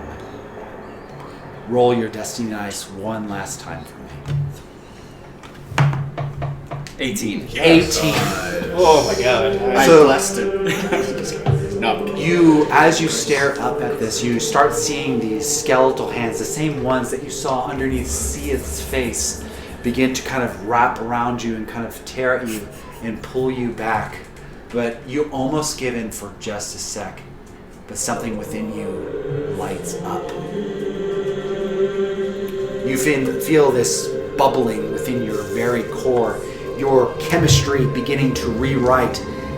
That potion of wolf essence begins to kind of begin to boil outside, and you let out this yell and rage as you reach out and you rip past the skeletal hands that are charging at you and begin to kind of grab and begin to pull at you as you begin charging up and begin to run up the wall. You grip onto the wall and you notice that your arms are just laced with fur and talons, and you begin to climb up this kind of wall, this structure, this pillar, and you look over at, just for a moment, the angel, and you think to yourself, I choose my own destiny. And you leap in this wolf form and bite into the angel's neck and tear it. You are revived with 2 HP. Damn! And you are now in a lycanthropy form as the mutation in that wolf vial you drank earlier has fully taken effect. I'm a wolf now, guys. I gotta change my last name then. So all those that are around, as you kind of stare up and Feeley, you notice this mutation beginning to happen and boil and happen in front of you. And this elongated jaw and this wolf kind of bursts out of the skin, and you see the corpse of your squire down on the ground. A werewolf stands above, letting off the steam covered in blood. Damn. Damn. I kind of fuck with being a wolf now. That sound badass. It's like that one murder. That being said, it is immediately spotlight. Okay. Real quick, I should mention that I have counted the actions. Has he gotten rid of the flame on? I used a fear. Never mind, you good. As long as someone's paying attention. And whatever you roll is going to be with a plus 1d20 for damage if you hit. Okay.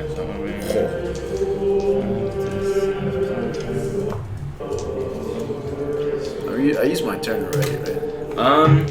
Yeah, Yeah, it's kind of hard. That's why we have the... I think I'm just gonna. Let's see. I'm gonna just. You know what?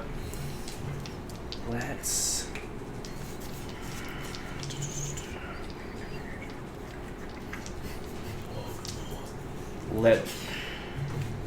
You don't even know what to do. Well, I'm like Grizzly Harpoon would be like my strongest move, but that has not worked for shit tonight. Hey, try it again. You know, Yeah, we're reborn. Try it again. So- Dude. You're reborn. Remember, it's a D20. It's a D plus a D. Was that damage or was that for the attack roll? So you'll roll for... It's for damage. Okay. Up for it again! I'm throwing these dice away. I'm so serious. I'm throwing these away. So as you kind of stumble out into this new form, and you kind of stumble towards the individual as you kind of let out this rage, and you go ahead and grip onto him in this like new form that you can't quite control, and grip onto this individual, and you notice when you kind of try and grab a hold of him, he kind of looks down at you, and you hear the sound, "We make our own destiny, don't we?" Oh. It is now someone else's spotlight. You, just remember to breathe when it goes in. I want you guys to know I immediately just rolled a Yeah, the 16. cinematic thing, and then he just missed. I think you're the only one He's with adapting. spotlight right now, bud. I wanted to do something, seeing all this, but I didn't want to like take away like the epicness of all that. I just wanted to, as this is all going on, so Ober like witnessed it and all this stuff and stuff. Him dying and then coming back. Mm-hmm. He's like doing this, he holds out his glowing rock and was like kind of like praying. Something that he's been doing, he likes to pray before going into combat. Okay. So what he does is he's praying as he's getting closer to this guy. He's holding the rock and he's dragging the axe as it's starting to like spark. Okay. And as he's going, he's slowly going faster and faster and faster. And as it's doing it, the axe is starting to light up. Okay. And he's basically just saying, you know, whoever's out there, like, grant me strength to protect myself and my friends. He's going to use Reckless. Okay. Go ahead and roll. Since this is a new... Oh, I can't remember. I already used it. Sean, can you use Blaze of Glory? Can you only use Blaze of Glory when you're dead? Yes. Am I able to use Staff and deadly stuff like focus that. by any chance? God's telling me never use Grizzly Herb. Technically, it wouldn't be. Oh no, you didn't. 5d6 I did plus use it. 20 would have been really nice. Okay, so.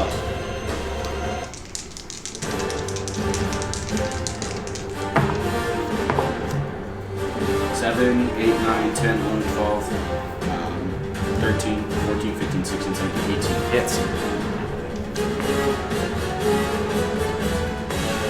This is all while he's still raging.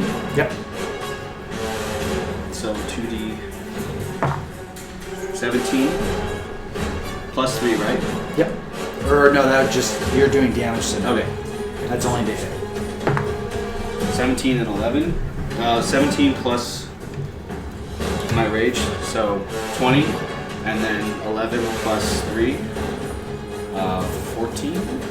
14 damage? 20 and 14, so 34. 34 damage. Okay. You slash on into him as you kind of begin to get charged and slash up.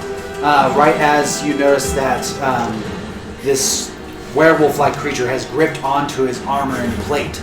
And taking that advantage, you swing past that creature and hit him once again into the side.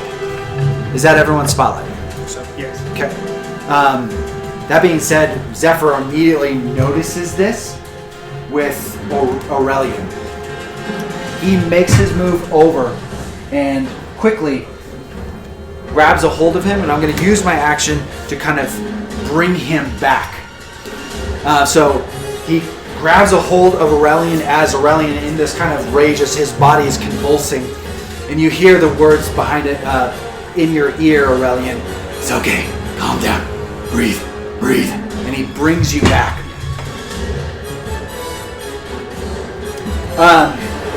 That being said, as Ober, you slash up into him.